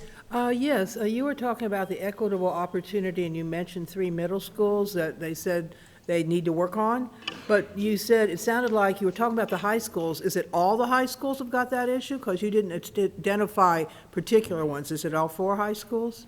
Yes, the 3 middle schools that were, if I'm understanding you correctly, talking about the equitable opportunity, those 3 middle schools were the only schools in our district that met that test. Every other school that has an athletic team did not meet that substantial proportionality test. So all 4 high schools? All 4 high schools and the majority of the middle schools did not. Wow. So the district needs to work on our rosters to be able to make sure that those numbers are substantially proportionate to the overall enrollment at those other schools. Thank you. Dr. Faust? So what you're saying is, for instance, because of football puts us out of whack because of how many male players actually play football. And we don't have a girls' team that is as large as a football team. And then we also have to consider that sometimes when they get to high school or middle school, some of our athletes choose not to play. So that, I think that kind of puts our numbers out of sync. Yeah, and with Title IX, the equitable opportunity test, like I said, there's 3 ways that you can meet that equitable opportunity piece. Number 1 is the substantial proportionality, which only 3 of the middle schools meet, which only 3 schools meet in the district. However, number 2 and number 3, such as a history and continuing practice of program expansion and accommodating the interests and abilities of the underrepresented sex, are another avenue to meet Title IX compliance when it comes to equitable opportunity. Being that we're K through 12, it is a bit more unique because we have an athletic association that really kind of tells us what sports we're going to be able to offer. So the audit did not find necessarily a Title IX violation because of those other 2 tests, but just speaking about the first test, substantial proportionality, that is what the audit found, that only those 3 middle schools met. But for Title IX compliance-wise, we're okay to test 2 or 3, if that makes sense. Mr. Boyer? Thank you, Madam I was going to Chair. do follow-up. His hand was up. Hang on. Thank you, Madam Chair. Mr. Lewis, my understanding that part of this audit, either Mr. Lewis's, is that part of this audit had to do with pay for coaches and assistant coaches for the stipend that they receive? So Title IX. I think that might be, the non-Title IX piece was the equity with regards to pay looked at. For Title IX, the equity would be making sure that our female coaches are being paid as equitable as the male coaches. So that's where the Title IX. My real question has to do with the pay for middle school athletic directors. I was told that they're as underpaid as Scottie Pippen on the 90s Bulls. I don't know if you can speak to that, or if there's something similar with regards to what Mr. Anderson is doing to sort of look at that and address it. I will say this is outside of Title IX. This is outside of Title IX. That's outside Title IX. Yeah, we do. I am in the request that I have to send to Ms. Barnum That is going to be a request that I put in, that the middle school athletic directors would receive an increase in their stipend, because as you know, our middle schools, we sponsor 15 sports, which is more than some of the largest school systems in the state. And they are full-time teachers with no extra duty for athletic directors. So that is going to be a request of mine. Through Okay. my So, boss. Mr. Boyer, hold that question until a more appropriate budget time. Ms. Adams, did I see your hand up? Okay, Ms. Justice? Okay, I got to say for a second, I lost it, what the question was. Now, Dr. Faust mentioned football, but then there's things like softball for the females that the most of the males, I don't think there are any male players on softball. So, you know, and that is a way that there is equitability in the types of sports. It's not because there's one group more than another that could be involved and active. Yeah, I think the point was that football presents challenges to schools in K-12 and higher ed because it is generally only for males and the rosters are large. So when you're talking about substantial proportionality to overall enrollment, that skews it very heavily in favor of males. And so I think that's the aspect of it. So football does present that challenge here as well, that rosters are so large that when we're talking about the proportionality, there's going to be more male athletes than females generally because the team rosters are just larger based on the sports that are offered, particularly related to football. Okay. Ms. Walker? Well, I just wanted to say, because it looks like you had broken those up into different categories, with violations were Hoggard and Hanover softball girls facilities. And I know that was reported a long time ago. And I think that speaks to, I mean, we really do love our sports here and we're really good at them. And I think do we get more participation for female athletes, which I guess softball is the equivalent to baseball here. But if their facilities were better and their practice places were better, you would probably get more participation, I think. And I know there's booster clubs that support various sports here. You know, we all know about them. But I think if we make it better, they will come, I think. Yeah, and in addition to that, you know, when I was a student here, we had females that played on the lacrosse team with the males. Mm-hmm. Now we have girls lacrosse. In addition to that, I believe, Mr. Kelly, let me know if I'm wrong, that there's going to be female wrestling as well. Yes, yeah.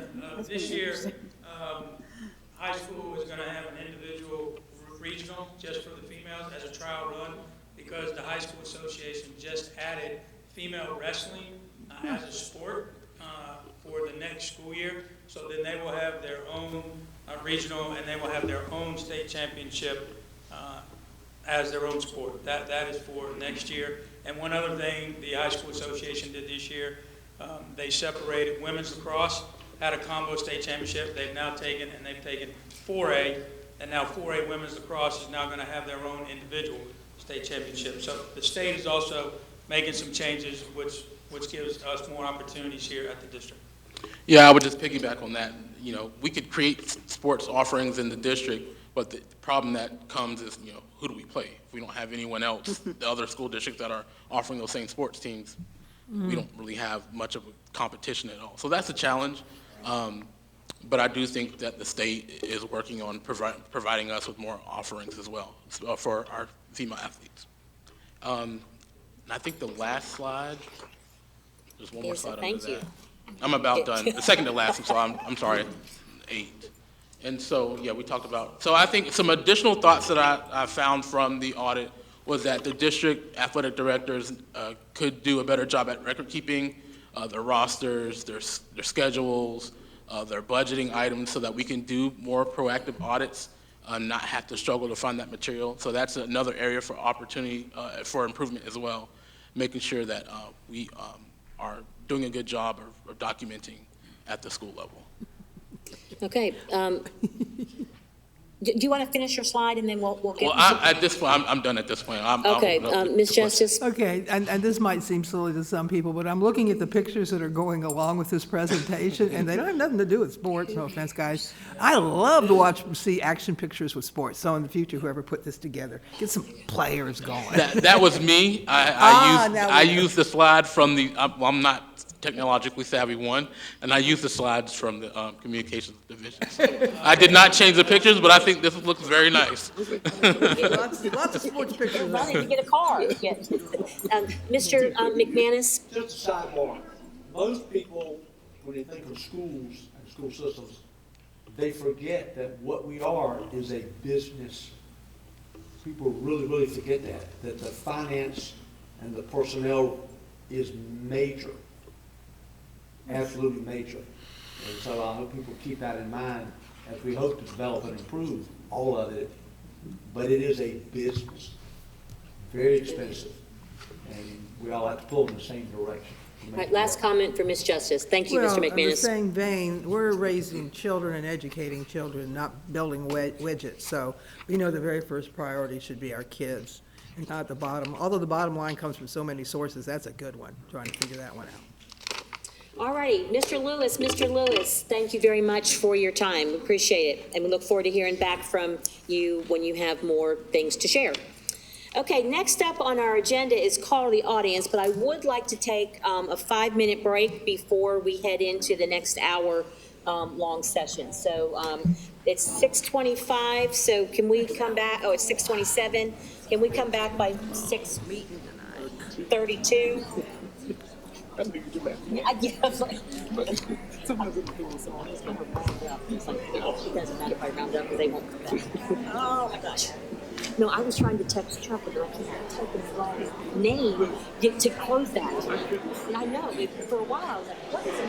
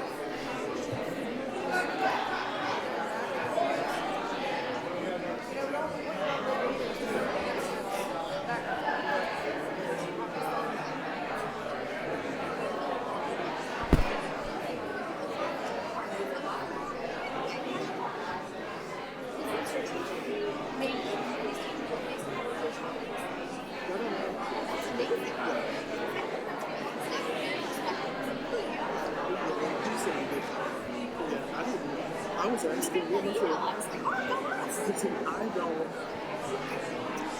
don't pay attention because I'm always at work. Yeah.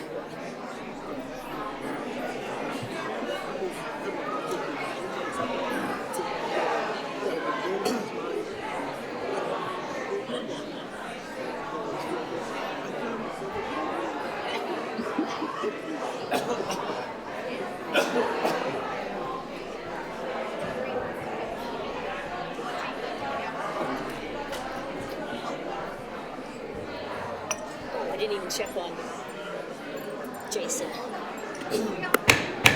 Folks, can we get into our seats, please?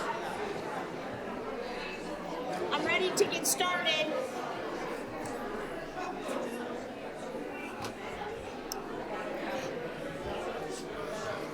All right, next on our agenda is call to the audience. The first person up is Donna Gargan.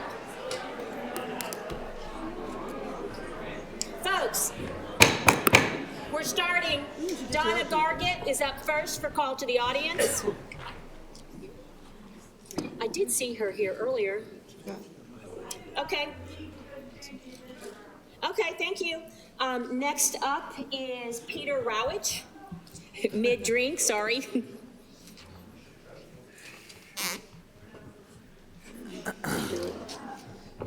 Okay, Mr. Rowich, whenever you're ready. I hope you have started to read the school improvement plans. I've reviewed 9 schools so far, and they were from the list of the 10 schools that used seclusion rooms last year. The good news is that all of the schools had upstream goals. That is, their plans included positive behavior strategies that their staff could use to prevent major disruptions or safety issues in the classroom.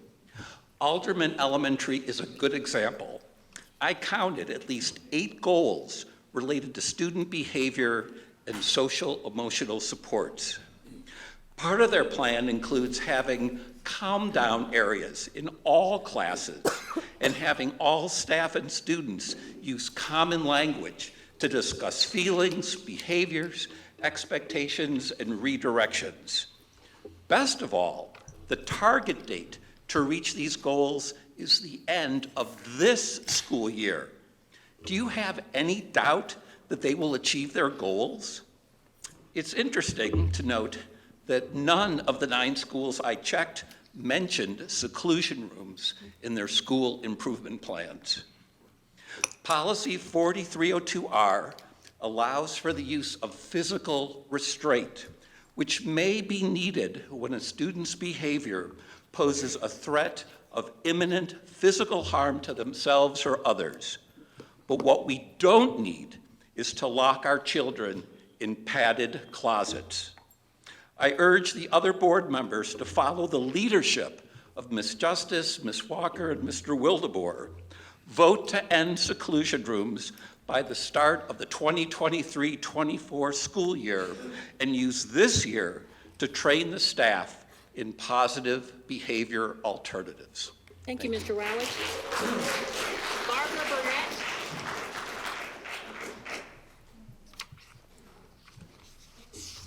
Prior to casting any type of vote, be intentionally informed. All of us will pay for mistakes of unqualified or unethical officials. Today's investigation into facilities is important, not necessarily critical. The well-being and safety of people is critical and a higher priority than basketballs. We must remain intentionally informed by ongoing investigations of child sex crimes dating back to the 1990s. 3 decades later, we are still advocating for facilities and victims. The schools where I taught have long been the focus of inequity. Data and reports suggest it has worsened, thus igniting emotional responses. In 1994, I encountered a school board candidate going up the stairwell of Snipes, which had a gym but no elevator. The library was on the second floor, inaccessible to students with special needs who could not come to me. I was going down the stairwell to them while balancing a computer monitor and several books.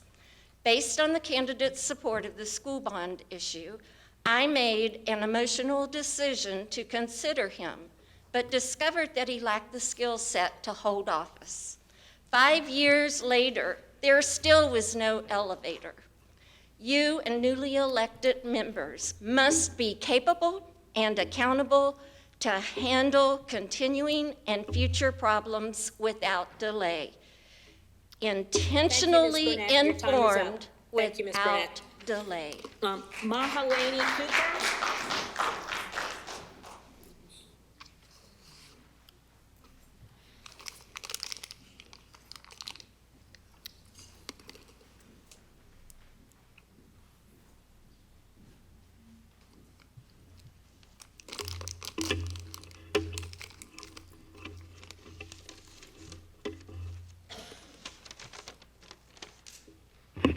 Good evening. My name is pronounced Ma-lay-ni. Ma-lay-ni. Thank you. This poem that I will recite tonight is entitled, "The past of yesterday is alive and well. The practices of seclusion are the new Jim Crow, can't you tell? Watch how the education system pulls strings in blackface. New decade, same history, still a disgrace. First, we could not attend their schools, and now that we do, 66% of the 18% of black children are thrown in seclusion rooms. The numbers don't lie, some of the board do. Is there no other option besides seclusion rooms? No need to dress in costumes for this Halloween. You can't hide from the monsters we've already seen. Ghosts and goblins, this is the season for witches brew. Children rather sleep in haunted houses than be locked in seclusion rooms. No child should be locked up like a monster in a cage. The entire city of Wilmington should be outraged." I have a couple of quotes. This first one, it's almost like the slogan, "Where you see something, say something." Dr. Charles Faust, WHQR, published 9/10/20. That's why I'm here tonight.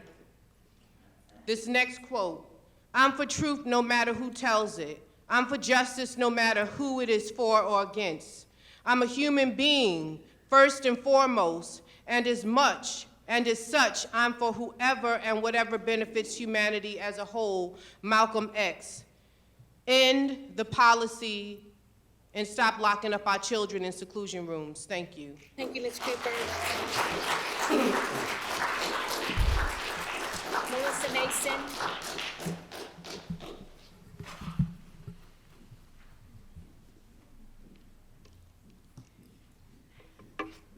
Good evening. Thank you. My name is Melissa Mason, and I started doing all of this about 11 months ago. And what's been really cool is I've been so inspired and humbled by the hundreds of parents, community members who show up to fight for our kids every single month. So thank you.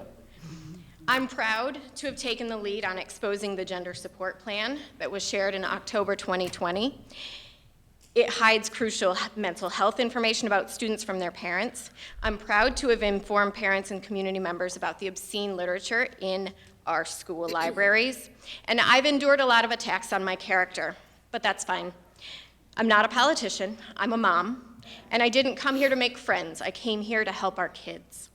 Our country is divided right now, but I believe this community and our parents are united. We're united in wanting a school board that serves this community, not administrators here or in Raleigh. We want a school board that works to involve parents, not to cut them out of the process. School boards are elected because local control of schools is our right, and our voice should be reflected in school policy.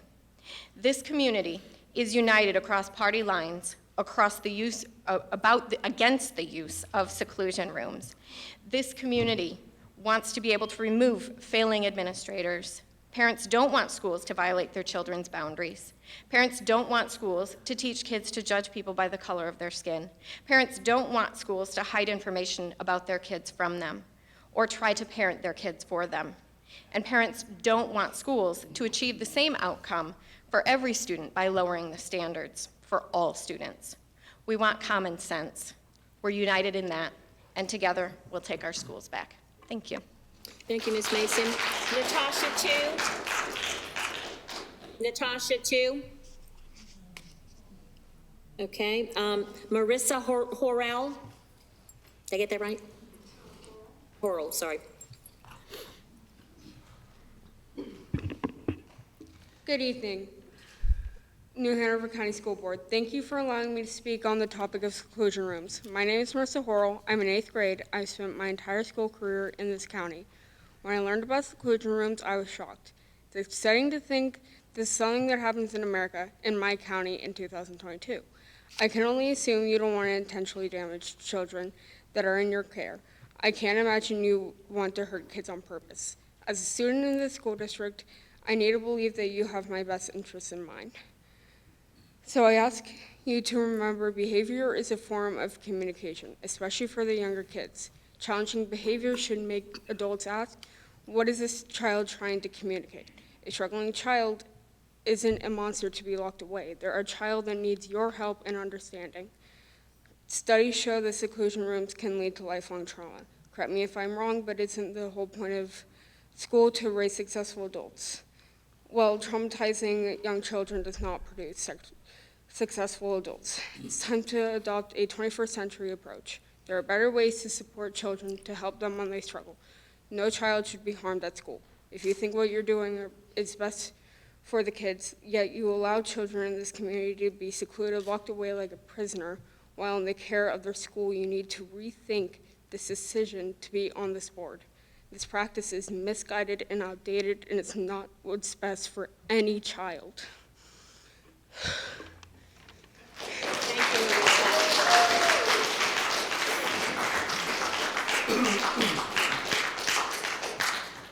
Alicia Ogundelli.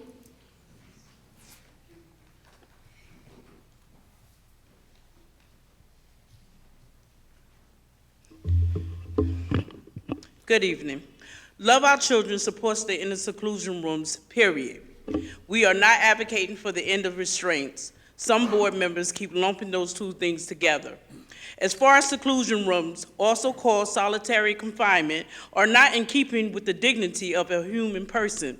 They tell students that they are bad people and need to be punished. This type of punishment destroys any attempt that has been made to develop a healthy relationship with the child and does not address the direct causes for the behavior. Instead, it amplifies more trauma, causing more negative behavior. Seclusion rooms do not teach children more socially desired behaviors. Clearly, children that escalate need teaching on what they can do to control their own behaviors. Seclusion rooms are not educative at all. At best, students who is placed in the seclusion rooms might learn what not to do, but they do not provide support designed to teach the student what to do. It's cruel and unusual punishment psychologically to place a child in isolation. It can be traumatizing to the child and detrimental to their mental growth.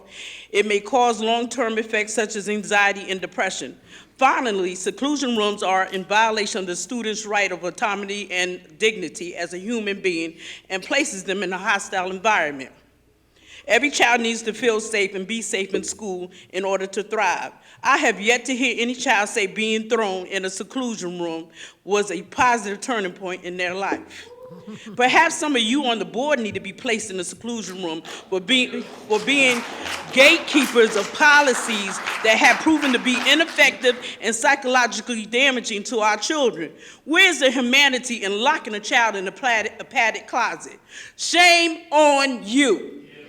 Vote to end school seclusion rooms. Like I said, Thank you. Your time is up. Okay, thank you. Michael Sheridan. Michael Sheridan.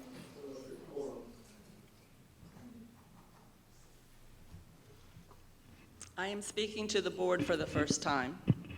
I'm here to urge you to end the use of seclusion in New Hanover County schools and adopt more humane and effective approaches. I am speaking from professional experience working with children in a variety of settings. What I have learned is the use of seclusion to address disruptive behavior often backfires, often exacerbating problems that it was supposed to eliminate. Why would this be so?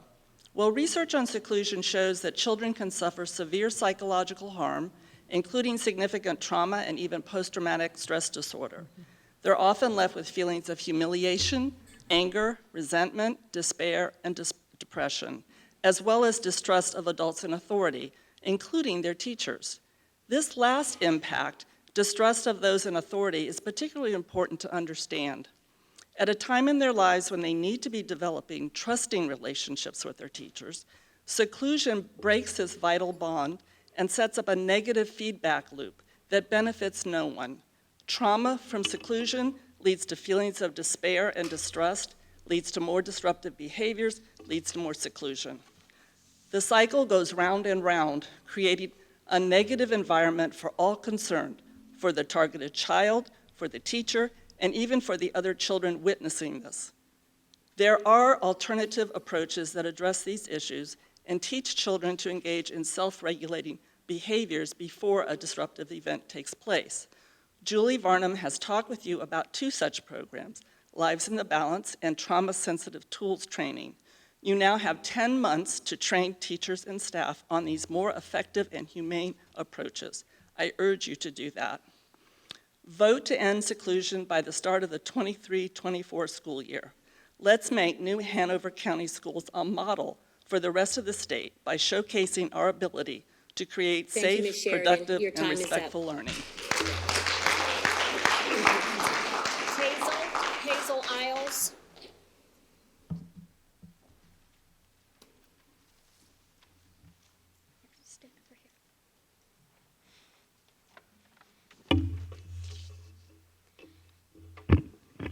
Look, I really don't want to be here, but I am here because you need to fix this problem. The little girl standing next to me has asked me to read these words to you. 3 years ago, I was locked in a closet at school. When I was 7, I was locked in a seclusion room because I was afraid to say goodbye to my mommy and daddy. School was hard for me because I would get overwhelmed and anxious. PE would make me anxious and feel overwhelmed because it was loud and there were a lot of kids running around in the loud gym. I would try to avoid going to PE, but teachers would carry me kicking and screaming and make me go. When I was put in the closet, I was scared, mad, and upset. I even hid under a table to protect myself, but they moved the table and forced me into the room. I was screaming and crying. I begged them to let me out, but they would not let me out. Being put in the closet did not help me calm down, and it made me more afraid of school. I told my mom and I switched schools. I was still afraid of school because I did not feel safe. It is hard for me to trust teachers because I think they might hurt me. This year, I'm at a new school, and I have a very nice teacher. She helps me feel safe, but I still get afraid. I am not a violent or bad kid. I am now 10 years old, and I am still afraid of school, and I never deserve to be locked in a closet. Thank you.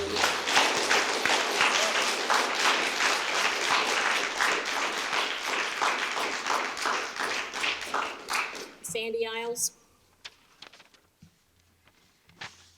When a 10-year-old child has the moral courage to share her story about seclusion, but 4 of you have not demonstrated the moral courage to protect her, what will it take to make you care?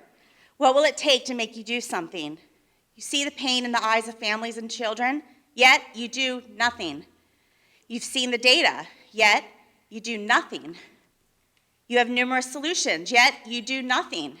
You know it causes harm and trauma, yet you do nothing. Every month for 22 months, you find a new excuse on why you will continue to do nothing. You have been telling us that we have to wait for the school improvement plans. Now you have those plans, yet there's no mention of seclusion on the agenda. Let me guess, once again, you plan to do nothing.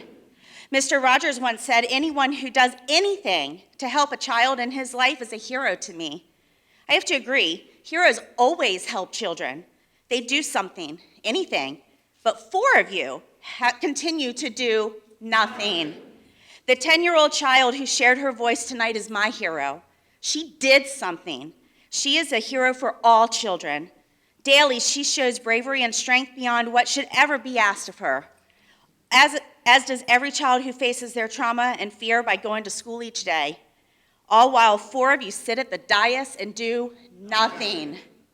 Ms. Walker, Mr. Wildebohr, Ms. Justice, thank you for caring about our children and for trying to do something to protect them.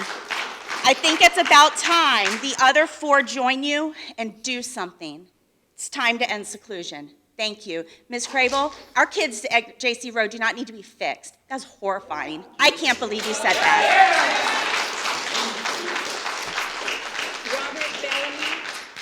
Robert Bellamy.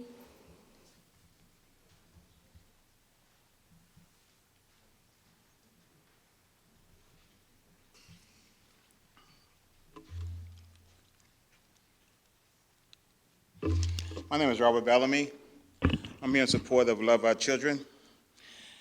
Every time I come here, I write my thoughts only hours or minutes before I speak, because I really don't know what to say. I just know how I feel and how I feel at that time. Even at my age, that's still the kid in me. That was great, the kid speaking just a little while ago. Today, that's even the kid in me. Today, I want to feel like a kid that has been in seclusion and who has been restrained. So I want to tell everyone what you're doing to me and how wrong this is, and let you hear why you should stop this cruel practice on kids like me, because this is how I feel. I hate my teachers. I hate you. I hate the world. I hate that no one understands me. I hate my mom. I hate my dad for allowing you to do this to me. I hate the other kids that laugh at me and tease me. None of this makes me any better. This makes me meaner, makes me bad, because I hate everything. I hate this day. I hate that I was treated worse than what I may have done. I am not a criminal. I hate the school. I even hate the school bus. I know that I was wrong. I am not stupid. I just need to know that I am still loved. You know, when a dog poops, you still love him. When you restrain and lock me up, I don't feel loved. I feel you hate me. So I feel that's what you think of me. So I hate you too. And I hate more. I hate you more. Your time is up. Thank you very much. Have a good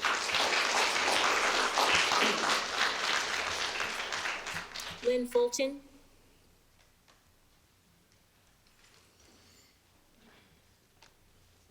Good evening. My name is Dr. Lynn Williams Fulton. I've been in the education business for about 38 years. 28 were spent right here in New Hanover County as a special education teacher, an observer evaluator, an assistant principal, and a principal.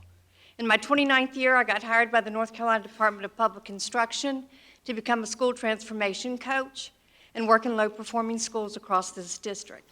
I've worked with numerous superintendents, principals, teachers, and students. And so I tell you all that not because I want you to guess my age, believe me. I tell you that to give you context for my following observations.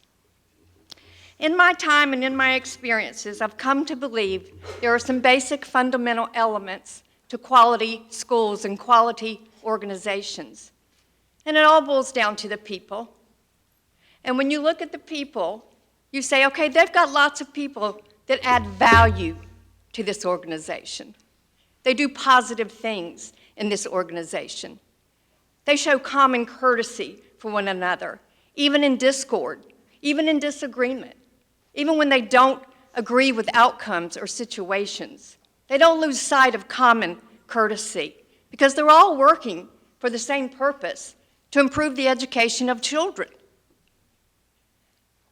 And to say that in 38 years I've been more appalled than I was recently when certain comments on social media came to my attention, I can't tell you how appalled I was. I've been in some of the most low-performing, dysfunctional districts you have ever seen and have never, ever read or heard some of the comments that I recently did. And I was offended not only for Chase Fulton, but for the Fulton family, because that's my name too. Thank you, Ms. Fulton. Dr. Fulton. Alana Davis.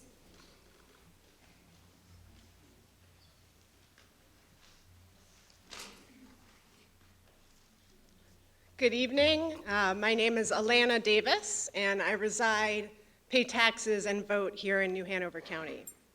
I'm here to ask the board to take this year to train the staff in the 10 schools that put kids in locked padded closets last year in positive alternatives, such as Live in the Balance program, and end all seclusions by the beginning of the 2023-24 school year. I am moved by my faith to pursue justice. As the sun sets, the Jewish high holiday of Yom Kippur begins, and the Yomim Noraim, or the days of awe, come to an end. These are the holiest days of the year, where our community is called to reflect on and repair our mistakes. The Jewish practice of repentance is known as teshuvah, or return. Our tradition teaches us that teshuvah is not an easy process. It demands that we ask for forgiveness from those that we have harmed, and most importantly, we change ourselves to ensure that these mistakes never happen again. We are taught that the sign of true teshuvah is when one finds themselves with the opportunity to commit the same mistake again and make a different choice. We are now at a moment where we can continue to make the same mistakes of the past.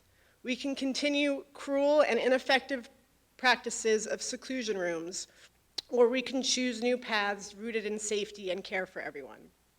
The school district has 10 months to train the teachers and staff at the 10 schools that secluded children last year on using alternative strategies. We acknowledge that a child who is trying to harm themselves or other people may need, for safety reasons, to be restrained, but children should not be locked in padded closets. They should be treated with dignity and respect. Thank you for your time. Thank you very much. Loretta Stackhouse. Good evening. Policy 4300 states that student behavior policies will ensure the equitable treatment of all students. The school board's data shows that is not happening with application of policy 4302R. Have you read your policy manual lately? Seclusion rooms were used 282 times in 10 schools between August and March of the last school year. 71 children were placed in seclusion. 66% were black. 47 of the 71 children were black. Reason enough to end seclusion rooms. Policy 4300 includes the principles that will apply in managing student behavior. 1, positive behavioral interventions will be employed as appropriate to improve student behavior. 2, strategies and consequences will be age and developmentally appropriate. When has locking a child in a padded closet improved a child's behavior? When has locking a child in a padded closet ever been age and developmentally appropriate? Some of you are concerned about the recent school improvement plans. Maybe you should be concerned about creating a policy manual improvement plan. Have you read your policy manual lately? Policy 4302R needs improvement. Vote to end seclusion by the start of the 2023-24 school year. Thank you. Thank you, Ms. Stackhouse. Carol Sebian.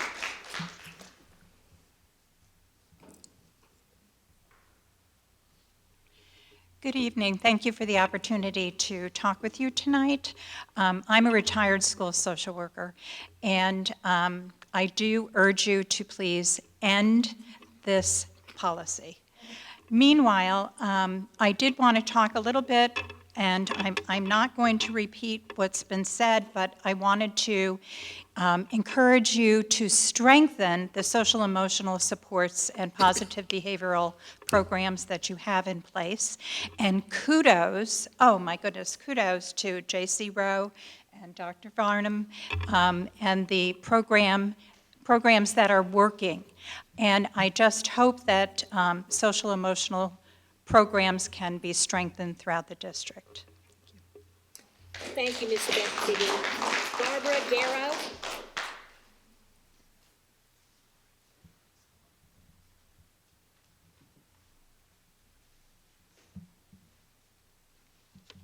Good evening. I am truly disappointed that you've not put on the agenda ending the use of seclusion rooms. I urge you to vote on a policy that uses this school year to further train teachers in alternative methods and end the use of seclusion rooms this school year or sooner. Other school districts, Pender County, for example, have found successful ways of providing safe spaces other than padded rooms. It is horrifying that these rooms are being used in New Hanover County. You've made a strategic error by not putting this issue already on the agenda and by not voting on a policy that ends the use of seclusion rooms by the end of this school year. Current board members who seem to support their use and are running for re-election most likely will not be elected to continue to serve on this board after December. Thank you. Thank you. Tammy O'Keefe.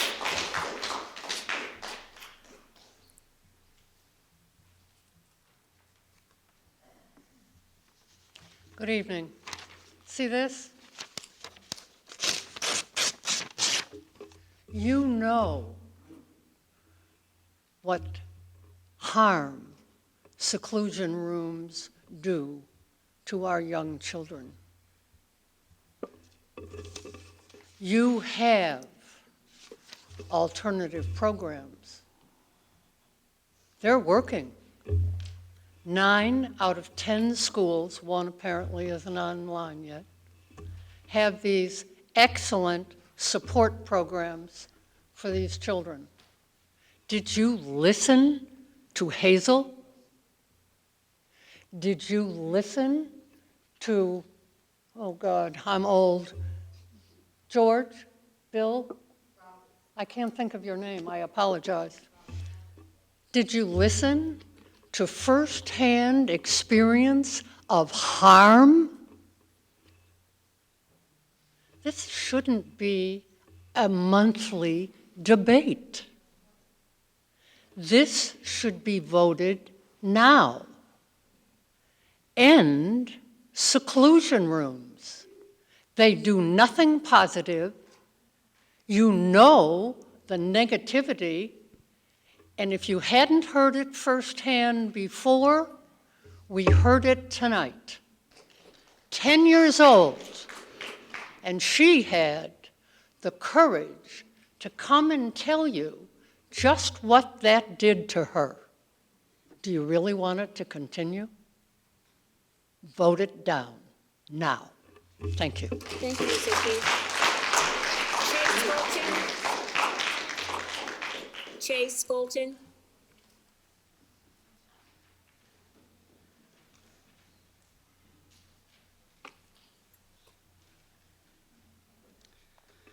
Hi, as you heard, my name is Chase Fulton, and I am the person that sits back in that room and live streams all these meetings every week.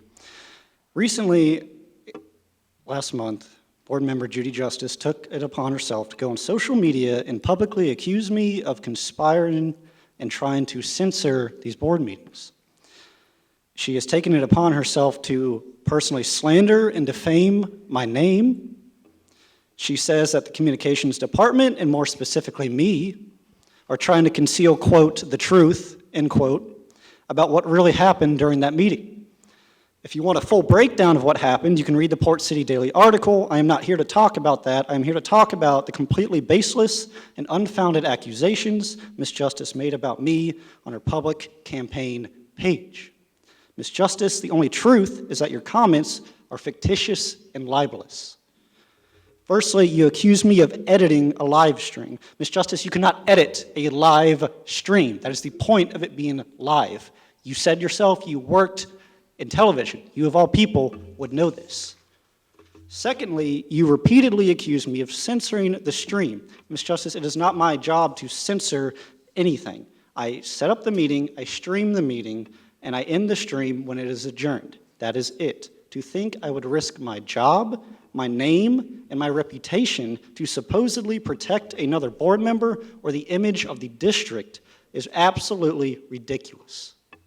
Furthermore, for someone to question my integrity the way you have without any actual evidence of misconduct or any knowledge of who you are even accusing is appalling, and I would expect more from a member of our Board of Education. Ms. Justice, I want you to know you are not a victim. I am a victim of your lies, a victim of your slander, and a victim of your bullying. I will continue to do my job diligently as I have always done. Your time is up. Thank you. Next up, John Rutter.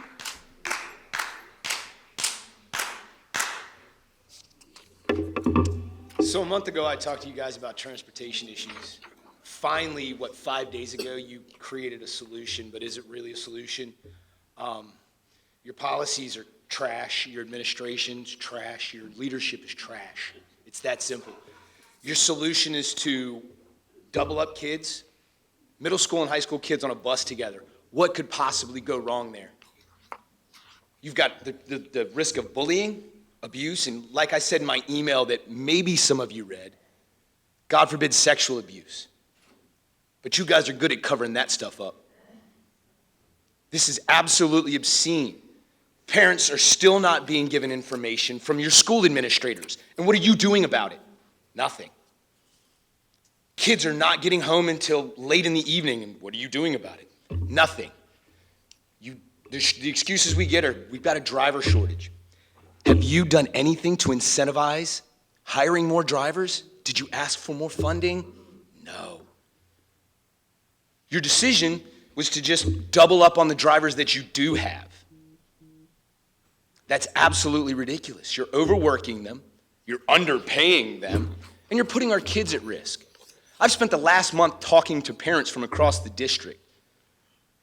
Your transportation department, in an effort to fix this, moved at least one bus stop closer to a registered sex offender. It's on a website. Check it out. I've seen better planning from PV1s with 1 day in the damn Army than I have from your administration. This is absolutely ridiculous. You sit up there and half of you have this smug-ass look on your face.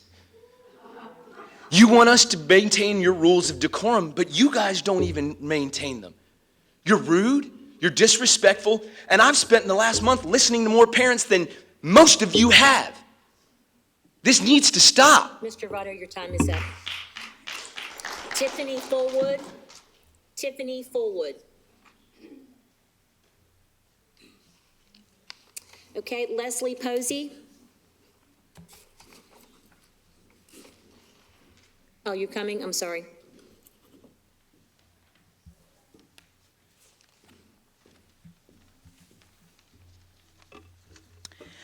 Good evening. I am Tiffany Fullwood, Chair of the Social, Emotional Health and Learning Committee of the New Hanover County Special Education PTA.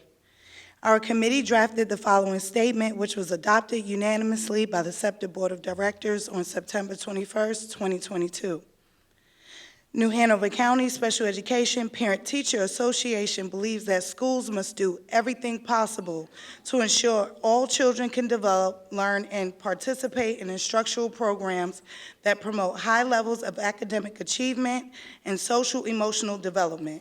To accomplish this, schools must make every effort to structure safe environments and provide a behavioral framework incorporating the use of behavior intervention strategies based in neuroscience, social-emotional learning, compassion, and respect that apply to all children, all staff, and all places in the school. As such, New Hanover County SEPTA supports prohibiting and preventing seclusion, mechanical restraint, chemical restraint, and dangerous restraints that restrict breathing. In New Hanover County, SEPTA supports reducing and preventing the need for the use of physical restraint in schools. Every effort should be made to prevent the need for the use of physical restraint, and any behavior intervention must be consistent with every child's basic human rights to be treated with dignity and to be free from abuse. Physical restraint should never be used except in situations where a child's behavior poses imminent danger of serious physical harm to self or others. Immediately following the first use of physical restraint, the school team must develop a plan that appropriately meets the student's needs, applies appropriate interventions, and thereby eliminates the further use of physical restraint. Thank you. Thank you. Leslie Posey.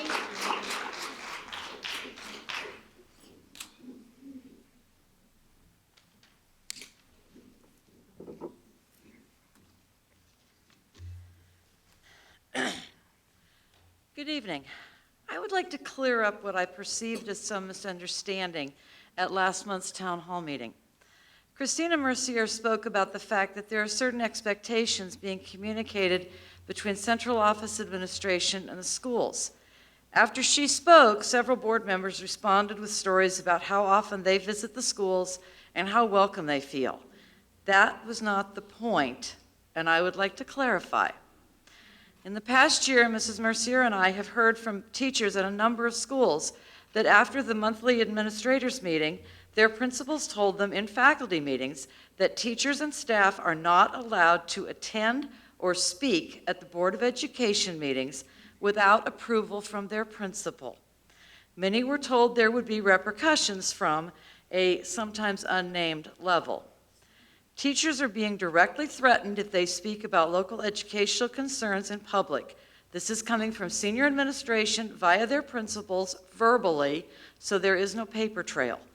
I urge you to consider if an atmosphere of retaliation, not to mention removal of First Amendment rights, is how our schools should be run. Thank you, Ms. Posey. Denise Giannone.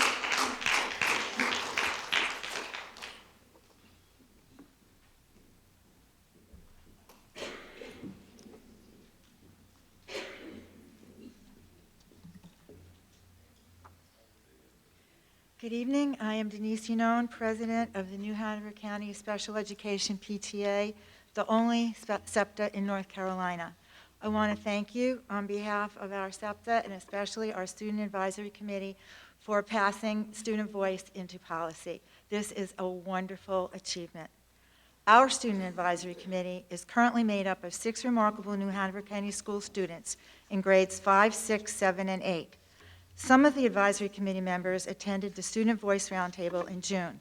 The experience affected them profoundly. All the students have been focusing on student voice for months. If we stop and think for a moment, student voice is the opposite of seclusion and restraint. Student voice respects our students and honors their humanity. Student voice creates a space for respectful collaboration and problem solving. Student voice cherishes the human rights and mental health of our students. Seclusion and restraint destroy our students. The statement I'm about to read was drafted by the New Hanover County SEPTA Student Advisory Committee and adopted unanimously by our Board of Directors.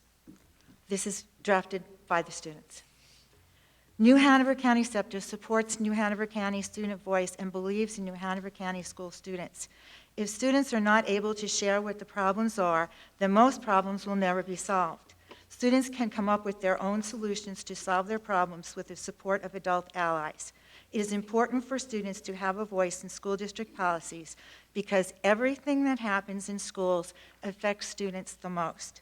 New Hanover County SEPTA supports the New Hanover County School Student Voice Policy as it was developed by our students through feedback with New Hanover County School Board Committee and as it reflects the original needs and intentions of the students. Thank you again for passing that policy. Christina Mercier.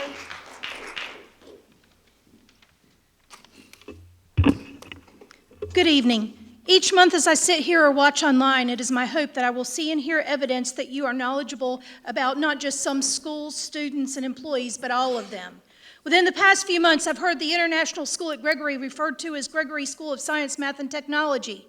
I've heard a board member be surprised at how overcrowded the high schools are, and I've heard Mary Mosley compared to J.C. Rowe, when in reality, the suspension program left Mosley in 2016.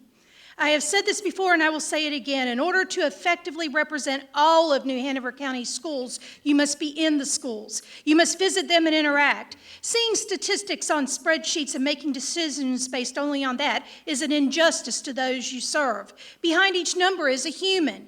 What does an overcrowded high school look like? Maybe you should go at class change or lunchtime and see how the staff and students make it work. Does paperwork say an average class size at a school is 24?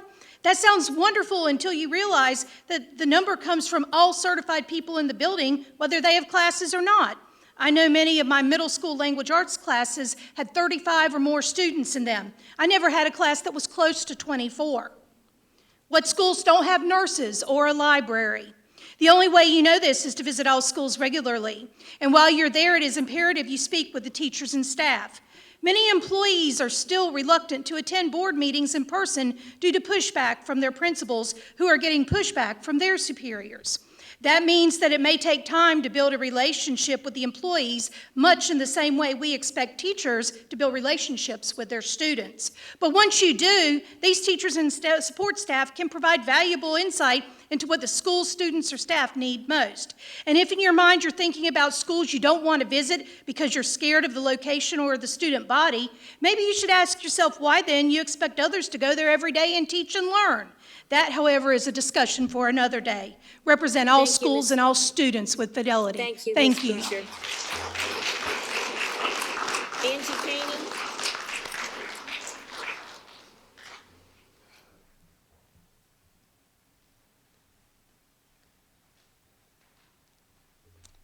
The victims of sexual assault and their attorneys have spent the last 2 days in court fighting your attorneys who purposely intend to impede justice. The latest New Hanover County School Attorney, Steve Rawson, paid for by our tax money, asked the court for a stay order pending the outcome of a 3-judge panel in the question of whether or not to dismiss 10 of the 14 victims of Michael Kelly, who we already know by his own admission is guilty.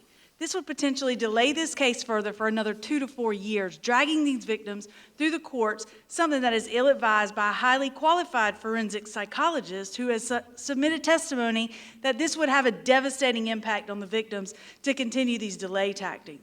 It is unconstitutional under judicial economy, which only allows the court to delay action when all other attempts of appeal have been exhausted, which is not the case. Michael Kelly was convicted of 59 felony counts of sexual abuse of students at Laney High School in Isaac Bear on June 25, 2019. There have been more than 50 depositions, over 70,000 pages of legal documents, 60 to 80 witnesses and interviews, one of which we've lost to suicide, and others who are at risk of being lost, decades of abuse, 4.5 years of broken promises, multiple predators, victims, hearings, corrupt accomplices, no accountability. To move forward in these court proceedings, a resolution on the facial challenge is not needed because whether 14 victims are allowed or 4, the facts still remain in this case. Nothing is contingent on this 3-judge panel ruling, and the victims are asked simply to proceed so they can move on with their lives. To quote the plaintiff's counsel, justice delayed is justice denied. It is past time for the school board to cease denying the victims of these heinous crimes justice. Some who protect pedophiles over children are still employed by this district. Stop obstructing justice and give these survivors the closure they deserve. And if this board doesn't care enough to make those choices in closed session, then perhaps the voices of the community behind me can join mine. Thank you, Ms. Caney. Emily Pridgeon. Emily Pridgeon.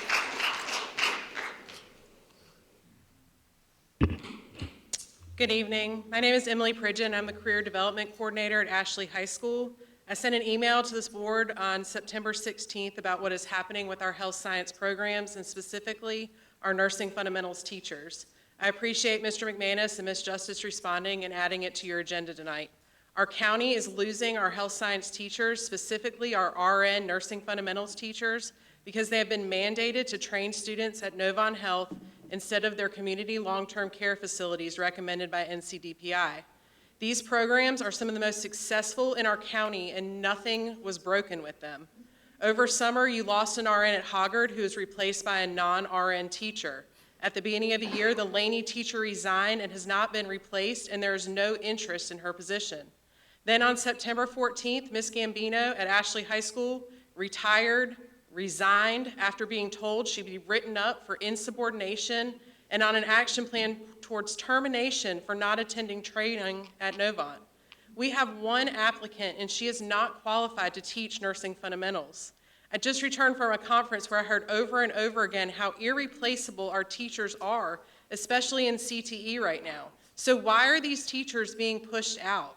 The rest of the teachers will leave if this mandate or policy remains in place. You will lose your health science programs. I already cannot promise students a program next semester. I'm asking this board to value our teachers as the educational experts.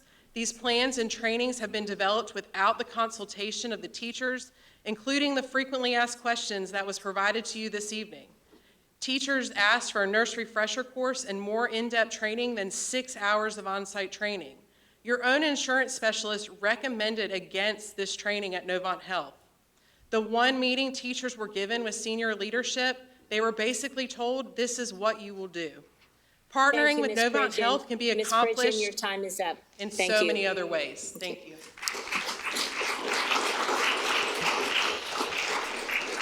Buck O'Shields. Buck O'Shields.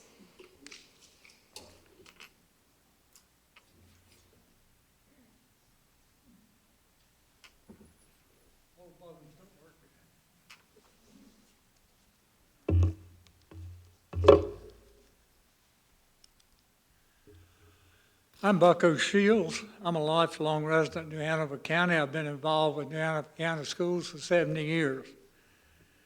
I was a county commissioner from 1974 through 86, so I helped finance a lot of the things that got done in New Hanover County. I'm here today with an intense interest in the Title IX recommendations that have been presented to you, and I would like to request that a written copy of that and what the specific recommendations are for the high schools, especially Hoggard, that's the one I'm primarily concerned about, be provided to me. I'm aware of how Title IX works.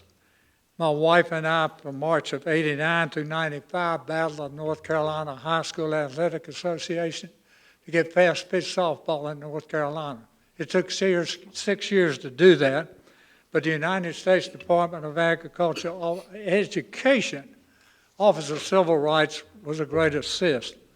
I've prepared notebooks that I presented to the chairman. I think she's passed them out in regard to the facilities at Hoggard that were anticipated being built in 1999. I know that's 23 years, but you're inheriting some of the things that didn't get done, that should have been done, but weren't done. So I'm going to ask you to review those documents. You will not understand them. You can read them, but there's only 3 people in the position to know about what I have presented to you. Mr. Eddie Anderson, Mr. Ronald Sparks, and myself. So what I'm asking is that you prepare a committee of that we can sit down and talk about these things before you take any actions on design. Thank you. Thank you, Mr. O'Shields. April Farr.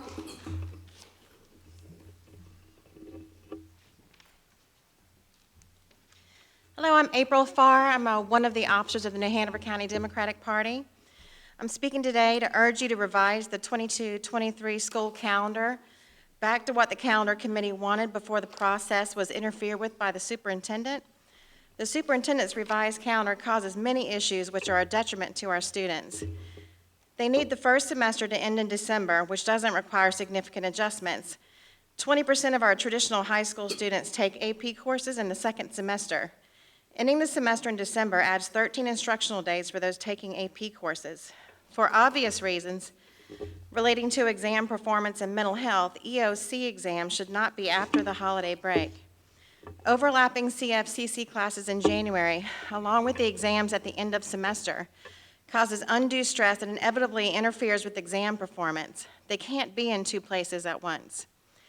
This is one of many examples of the superintendent's decisions and interferences resulting in bad implications for our students. In this case, by disregarding the overwhelming recommendations of the calendar committee made up of principals, students, teachers, and staff.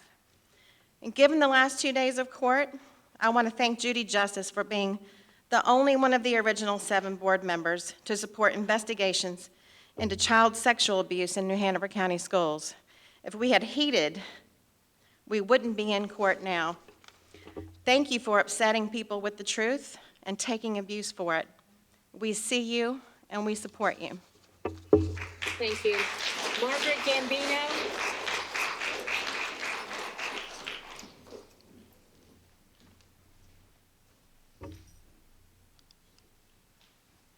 Good evening.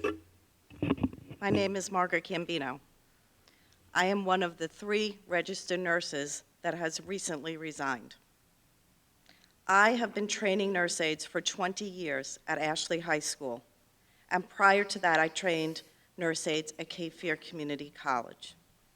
In addition, I've also served as the New Hanover County Nurse Aid Program Coordinator for the last 20 years.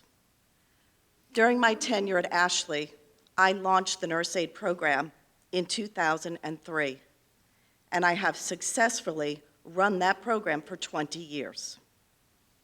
I'm here tonight to bring your attention to concerns I have regarding the Novant Health MOU for Health Science.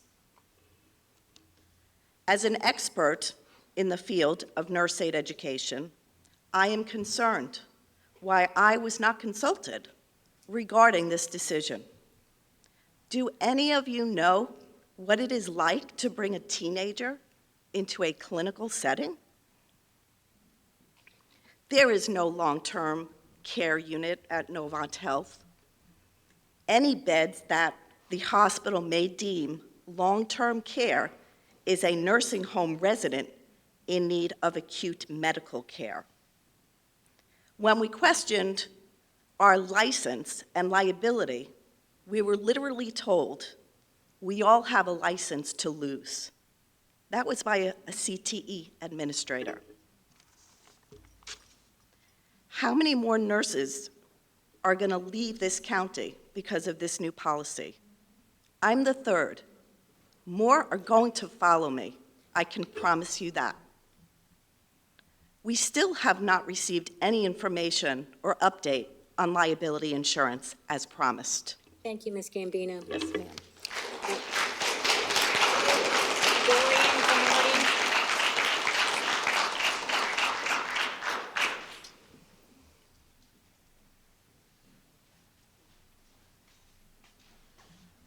Madam Chair, I just would like to yield back my time to Donna Gargett.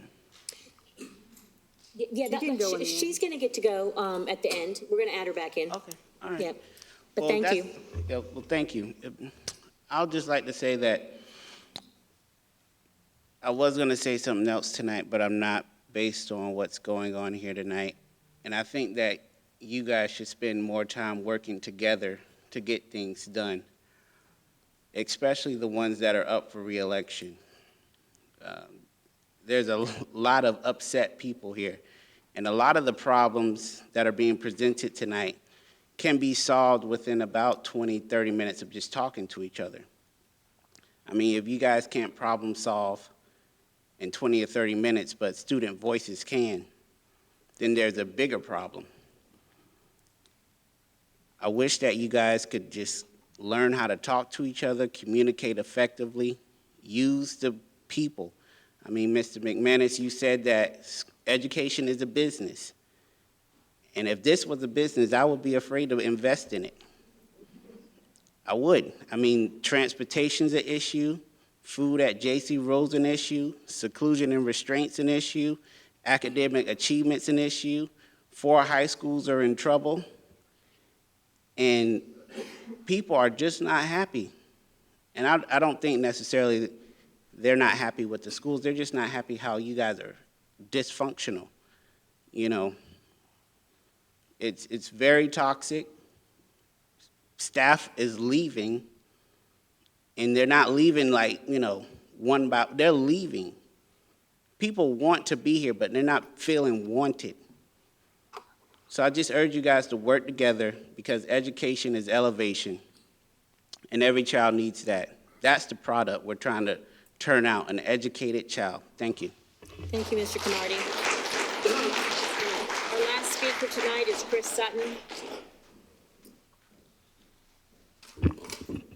First, I'd like to say Ms. Gambino and Ms. Pridgeon are prime examples of why call to audience should have went before discussions like the Novant MOU. Imagine how different y'all's discussion would have been tonight if you got to hear from those ladies before y'all had that discussion with Novant. Secondly, Judy, I appreciate you trying to tackle the issue that occurred. A dangerous precedent did get a set at this last meeting. We had someone reprimand a teacher while she sat in the audience. You even called her out by name. The problem is when you knew you didn't have the votes, you should have swiveled. You should have turned this into a policy violation discussion because instead you forced every other board member here to decide between kicking the chair and doing this instead of focusing on the problem, okay? It's just one of those things. Of course, my phone locked. Bad timing, right? Let's see here. Teacher was reprimanded for the actions without due process. She didn't have the ability to defend herself. If she would have tried to speak up, you would have had her ejected, just like you've had other people ejected, okay? Same thing with the rules of decorum. Simple, basic rules of decorum. When she called for a point of order, you should have yielded the floor. You yielded it to Nelson Bollier tonight, so obviously you understand it.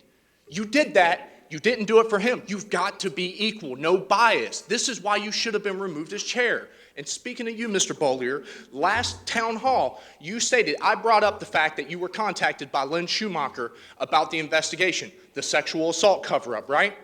I brought it up and said you did not go to law enforcement. When did you go to them? A month? Days? Weeks? The thing is, you didn't do your job. You went to who? The superintendent, the deputy superintendent, the people implicated in the sexual assault cover-up. That's who you went to. And you wonder why we keep laying this at your feet. I'm sick and tired of having these conversations with you. You yet again didn't stick up for her for the point of order. You yet again didn't even go on the record today stating that what she did is wrong. You could have voted no to removing the chair and still stuck up for the teachers. Mr. Sutton, your time is up. Okay, that concludes call to the... Oh, I'm sorry, Donna, sorry. Thank you for coming back. Thank you. October is Dyslexia and ADHD Awareness Month. Did you know these learning differences make up 80% of our exceptional children population? This is the same population often underserved but corrected for behavioral issues. This is the same marginalized population that is being secluded. This is the same population where IEPs are violated. This is the same group of learners that need specialized tools so they can succeed. When will the board take a hard look at the data and vote to end seclusion and restraint? Putting a child with attention issues in a padded room is not the solution.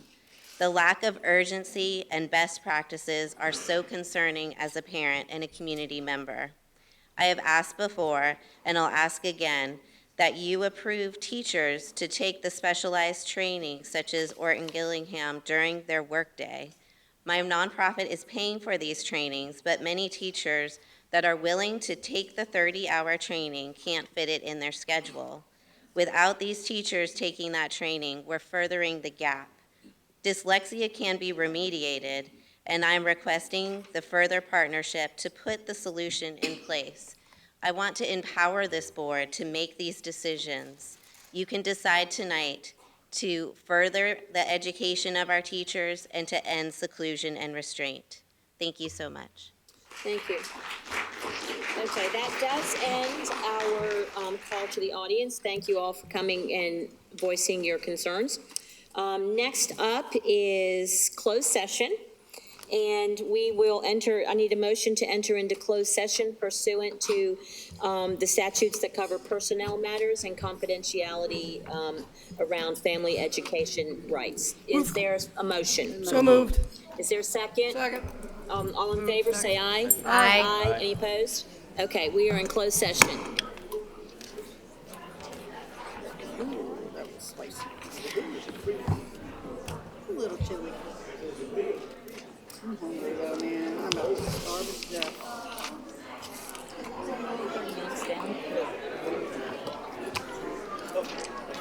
you guys.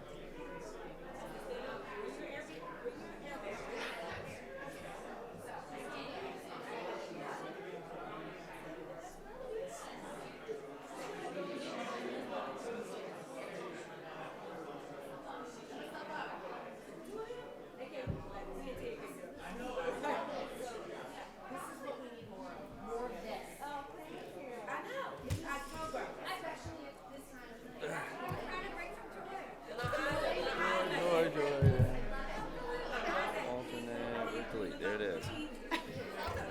Yes, ma'am. I'm sorry. What'd I do? Oh, we didn't even think about that. See, on point.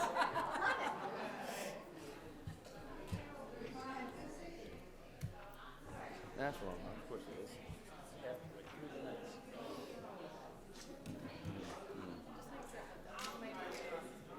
I am tired.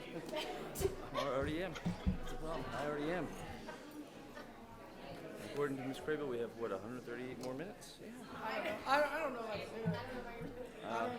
it. I don't know if anybody else is going to do it, but I think he's going to make a motion. I'm going to second it to go home. What are you doing? Close it at like 10:30. I mean, let's go. I mean, Well, we're left right now. Why are we not going right now? I don't think we have to talk anymore about the county.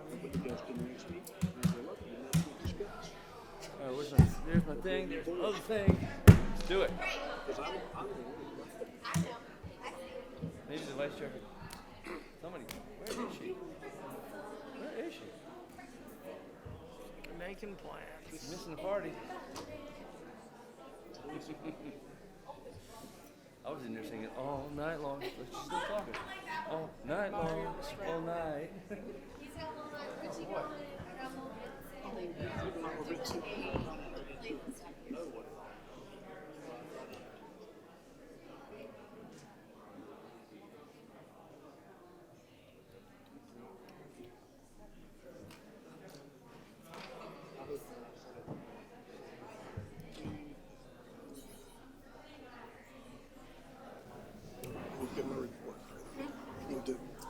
Report.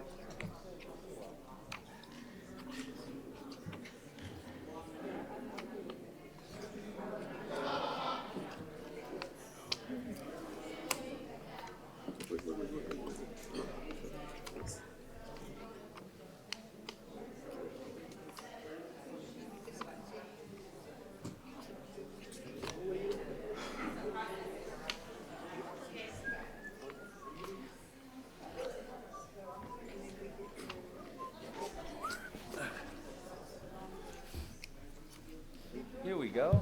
Maybe not. She turned back. I had her. I went in there and I got her going. She's coming in the right direction, general direction. Oh, she's gonna go over and talk to them for a bit. What's next? What time is it? Oh, it's only 9:30. Yeah. Superintendent's, I guess that's our next thing.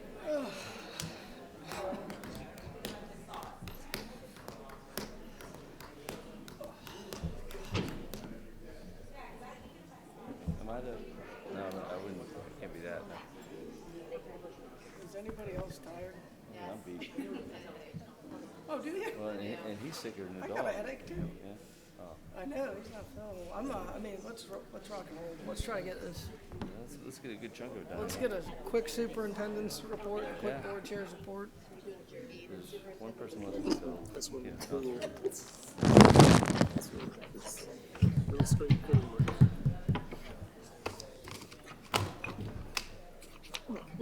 Hugh, you left this. Do you want this? Did you drink out? I did not. I You spit drank it. out of it. No, I did not. Okay. Folks, thank you for being patient with us as we work through a couple issues this evening. So next on our agenda is, let me find, is the superintendent's report. So Dr. Faust, you're the superintendent. Yes, you are. In case you didn't know, just helping you out. I'd like to start by acknowledging and thanking our business partners in the community who have donated more than $60,000 to our school system since August 1st of this year. These generous donations include $25,000 from Carolina Beach Jersey Mike's to Carolina Beach Elementary, $20,000 from Dick's Sporting Goods to Holly Shelter Middle School for athletics, and $15,000 from Publix Tools for Back to School initiative from community donations. Other notable contributions include Books A Million donation of 16 boxes of brand new books to the New Hanover Council of PTAs, various school supply drives from communities and schools, Navigate Reality, Wild Wing Cafe, School of Rocks and Theta Chi Fraternity. And Wilmington Rotary Club donations of Staples gift cards to all of our first-year beginning teachers. And finally, of course, Hendrick Toyota, who is an addition to their generous contributions to our Teacher of the Year celebrations, gifted our NCAA teacher or beginning teacher with $250 gift card earlier this week. We are incredibly grateful for our community partners, and 100% of the donations directly support our schools and staff. I'm pleased to announce that Ashley High School earned its Level 1 status in the National Federation of State High School Honor Roll program for the 22-23 school year. The National Federation of High School is a body that writes the rules of competition for most high school sports and activities in the United States. This achievement is a testament to Ashley High School's incredible staff dedication to professional development. Speaking of incredible staff, October is National Principals Month, and I want to take a moment to thank and acknowledge all of our principals, and more specifically the 45 principals. As many of us know, principals are often among the hardest working, yet least recognized individuals in education. They set the academic tone and culture for their schools through their vision and determination. They create a learning environment that fosters student success. I'm thankful for such a strong team and look forward to seeing what they achieve this year in their schools. Thank you. This concludes. Thank you, Dr. Faust. So next on our agenda is, let's see, trying to keep track here, is this board chair report. So I can't believe I missed Principal Awareness Months, because I got a bunch of months to be aware of right now. So first of all, yesterday was National Custodian Day. And I must give a huge shout out to all of our district's custodial staff. You are the quiet heroes of our school and facilities. You're everybody's friend. You're the glue that holds us together. And definitely you clean and you clear the pathway to learning. So thank you, thank you. And I'm going to just bump up something from correspondence. I did want to just read this little note from the family of Robert Wayne Chavis, one of our custodial staff who recently passed away unexpectedly. And they just wanted to thank us for our thoughtfulness in remembering him and their family in their time of sorrow. So Chavis family, we love you. We are in the middle of National Hispanic Heritage Month, which runs from September 15th to October 15th. A lot of good activities have been going on throughout our district and our community, and I commend New Hanover County Schools for being right in the middle of all of those. Next week is National School Lunch Week, October the 10th through the 14th. I would encourage everybody to go eat lunch with your child and buy a lunch and support our child nutrition department. October is also National Dyslexia Awareness Month, ADHD Awareness Month, and Disability Employment Awareness Month. If you feel like your child has special learning needs, please contact your school's principal for more information on services that might be available to your child. October is also Bullying Awareness Month. And again, please reach out to your child's principal and or school counselor and or teacher to report bullying that your child may be experiencing. Several members of our board and the school system, along with city and county elected officials and the community, celebrated Constitution Day on Saturday, September 17th by attending the ceremony, performances, and activities on the Riverwalk. It was a great event, very moving, very stirring. Castle Hayne, I had the opportunity to participate with Dr. Faust and his team at Castle Hayne's Elementary School Growth Award. They went from not having met growth to exceeded growth in a time that it was really hard to be doing that. And so with a generous donation from Publix, we celebrated them with the appropriate cake and icing. But also, too, I wanted to leave a note with that is after the meeting, some of the teachers had their students there, and I had the opportunity to try my best at finding out about their learning target goals for the day. And so I was able to ask 3 different children, not how was your day, but what did you learn today? And I'm gonna tell you what, kindergarten man was on it with his foundations, O-C, cat, cat, octopus, so he was all on that. His sister was not to be outdone. She was all about math and fractions, and she didn't need to have all this review that was being done for her assessment because she was on it. And the third child knew it was his turn, and he went running down the hall. But it's working. So thank you to our staffs and our principals for getting on board with the learning target goals. New Hanover County, I just want to let folks know, New Hanover County Schools receives many requests to advertise programs, contests, and other opportunities for our students.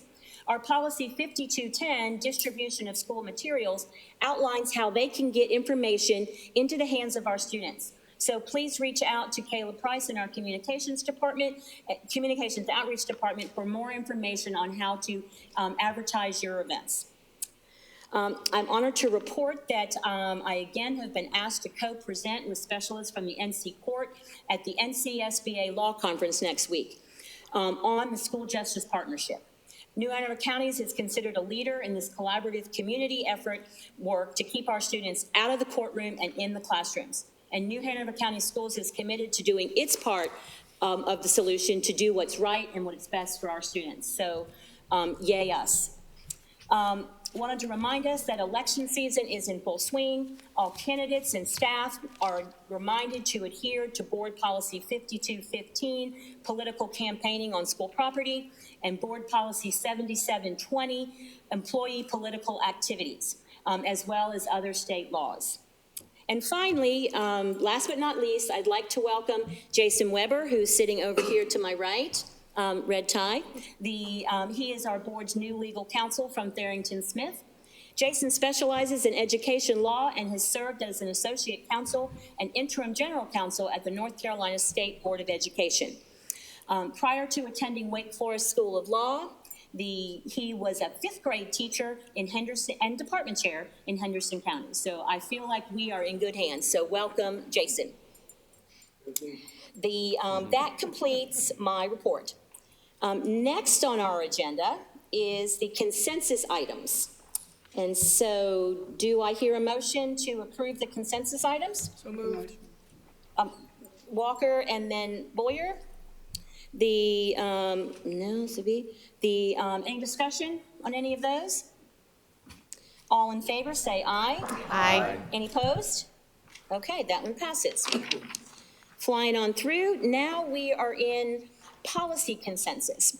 And so I just wanted to, again, call the attention that we are doing consensus one on regular contracts and programming and things that we do in the school. And we are going to put all of our amended policies into policy consensus. So, Mr. Boyer, can I turn it over to you? Yes, thank you, Madam Chair.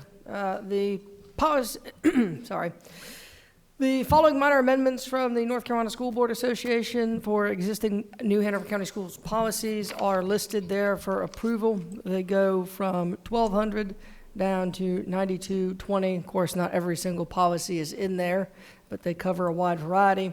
And in addition, the following substantive changes from North Carolina School Boards Association to existing New Hanover County Schools policies are also listed for approval. Also for amendment is policy 2120, Code of Ethics for School Board Members, which was discussed at the 9/13/22 Policy Committee meeting to include substantive changes from the New Hanover County School Boards Association and to add a new paragraph C, employment of board member upon expiration of term at my request. Madam Chair? Yes, so, yes, Ms. Waterbourne? I would like to pull 2120 for further discussion, please. All right, let me just get there, hold on. 2120, okay. Is there anybody else that wanted to pull something, Ms. Walker? I would like to pull 2330. 2230? 2330. A board agenda? Yes, ma'am. Okay. 2410, which is policy development, adoption, review, and 3300, which is school calendar and time for learning. Okay, so we will pull out those four. Do I have a motion to approve the policy consensus without those four in consideration? So moved. Okay, is there a second? Second. Okay, any discussion? All in favor, say aye. Aye. Aye. Any opposed? Okay, so let's just go one by one. So, Mr. Wildebohr, 2120, that is board ethics. Yes, and the section added is employment of Board of Education board members upon expiration of term. I don't really think, as I mentioned at the policy meeting, I voted against this policy being moved forward. At that point, I don't think there's any need for that. I think that we are in an area that we need to be able to hire the best people available, and I totally trust our HR department to do that. So I don't think that there's any need for us to block board members if after they're off the board from them being rehired if so needed by the school system. So Madam you Chair? are opposed to the amendment that of 6-month waiting period? Yeah, the whole Okay. section C should be struck. Okay, Mr. Boyer? So with regard to Section C, I have a number of thoughts. First, for months and months and months and months and years on the board, one thing I've heard consistently from our community is a desire for increased transparency. I think that in order to, reach the community where they are, little steps are needed, baby steps are needed. This would be another baby step, a 6-month period where if you come off a board from our school system, you can't immediately go into a central office or administrative position. I think that is eminently reasonable. The county has something similar with regards to going to the endowment. Both the Trump and Obama administrations and the Biden administration had lobbying policies that were very similar to what I'm discussing. I don't think we want a board member to get on the board of a new company or take a position in a new company and to have New Hanover County Schools suddenly enter into a new contract. That would create a conflict of interest. A 6-month period is required for retirement. So to be honest, Mr. Wildebohr, I'm not really comfortable with a 6-month period. I was pushing for a 2-year period, but baby steps, as I said. I think this is a reasonable policy that ensures transparency and ethics for our board. Okay, and also, Nelson, did you bring your cleanup table, or do you want me to use mine? You can use yours. Okay, so this policy was also up for amendment from the NCSBA, and it said we needed to add, I see you. We needed to add a subsection in B14 to reference new provisions in policy 2120 that we just approved, stating that a board member will not influence any personnel matter pertaining to the board's spouse's employment with the school system, and that should be added to the policy only if we adopted 2121, which we did. So this has nothing to do with our amendment, but I just wanted everyone to hear what the NCSBA was also recommending that we add, and we did put that in. So, Ms. Justice? Okay. I'm not even sure, first of all, I don't think transparency has anything to do with it. We don't know what can happen in the future as far as preventing somebody from taking a position working here in the district. If somebody's qualified after they have sat on the board and they 4 months, 5 months, 6 months, 6 years, I really am not, I'm not sure where this came from. I've heard some odd rumors, but I really think that it's not necessary. Why? I mean, this is, it's hard to get on the board. Running for office is no fun. Being on the board is a lot of work, a lot of stress. It's a lot different from working as a profession outside of the board situation. So if somebody leaves the board, and maybe, and I believe me, I have no desire to get a job anywhere. I'm retired, supposedly.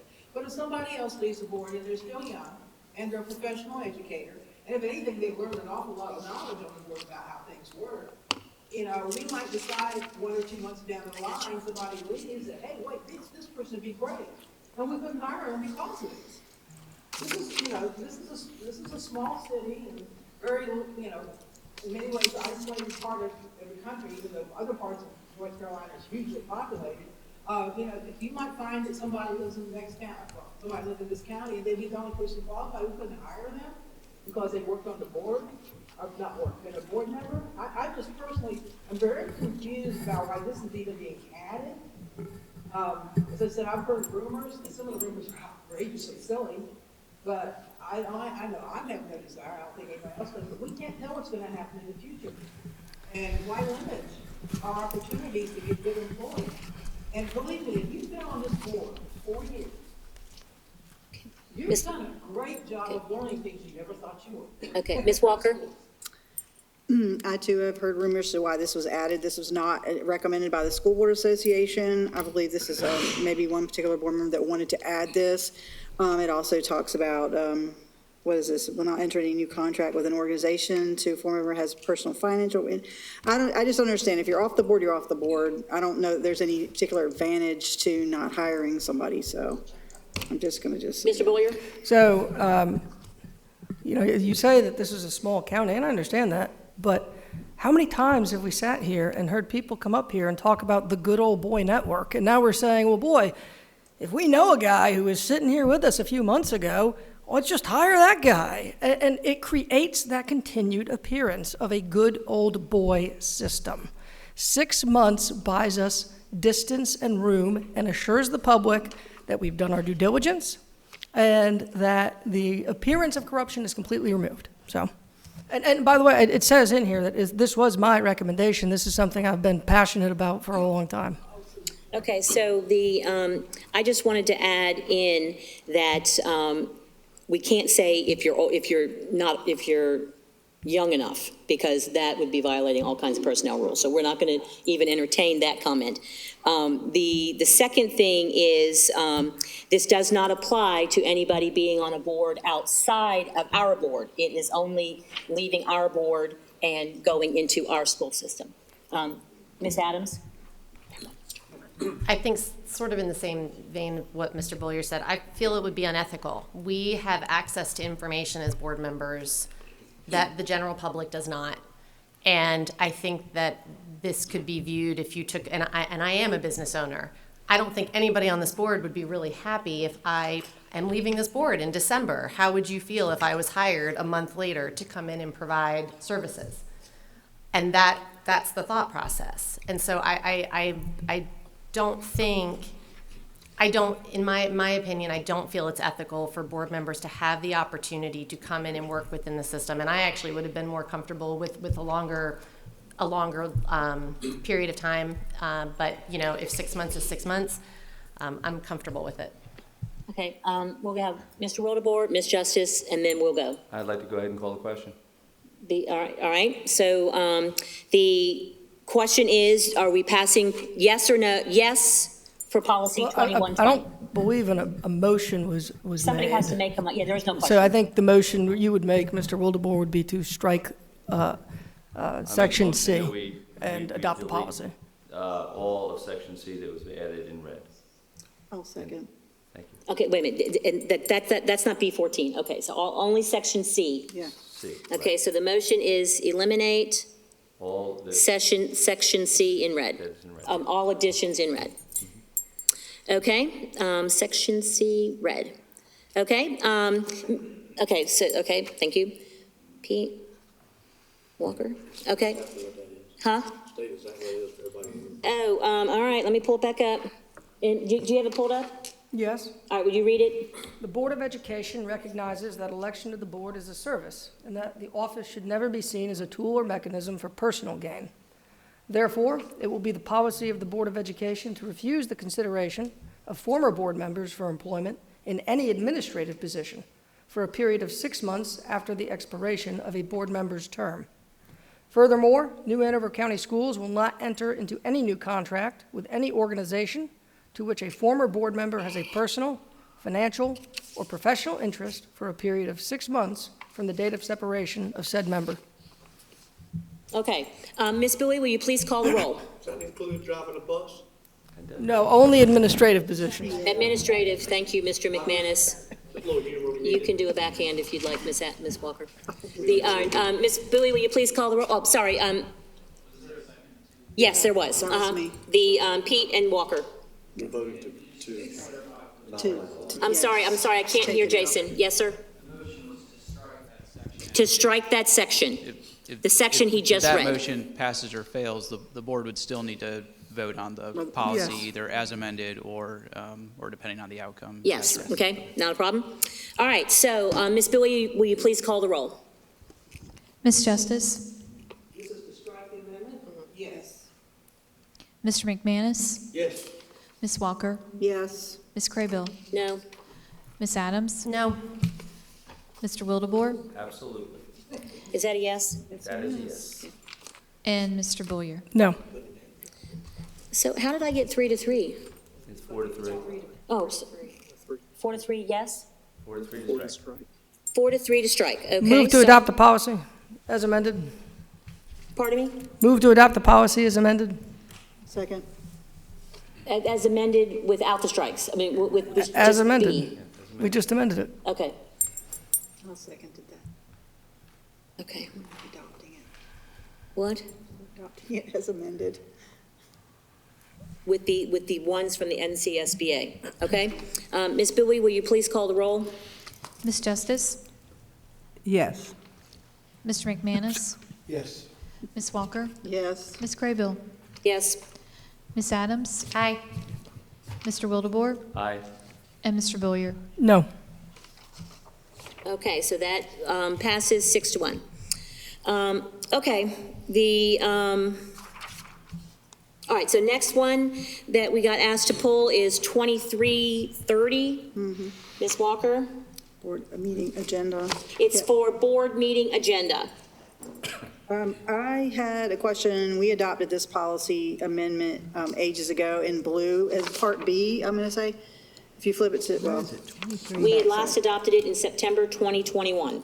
Right, it's in blue text, and I believe the wording is not correct on it. It reads here in blue, underlined, and the item will be added to an agenda within the next 2 regular meetings. I think what the wording was, the next 2 board meetings, because if you specify regular meetings, you're looking at, a couple months. Yep. We're looking at 1 month, 2 month.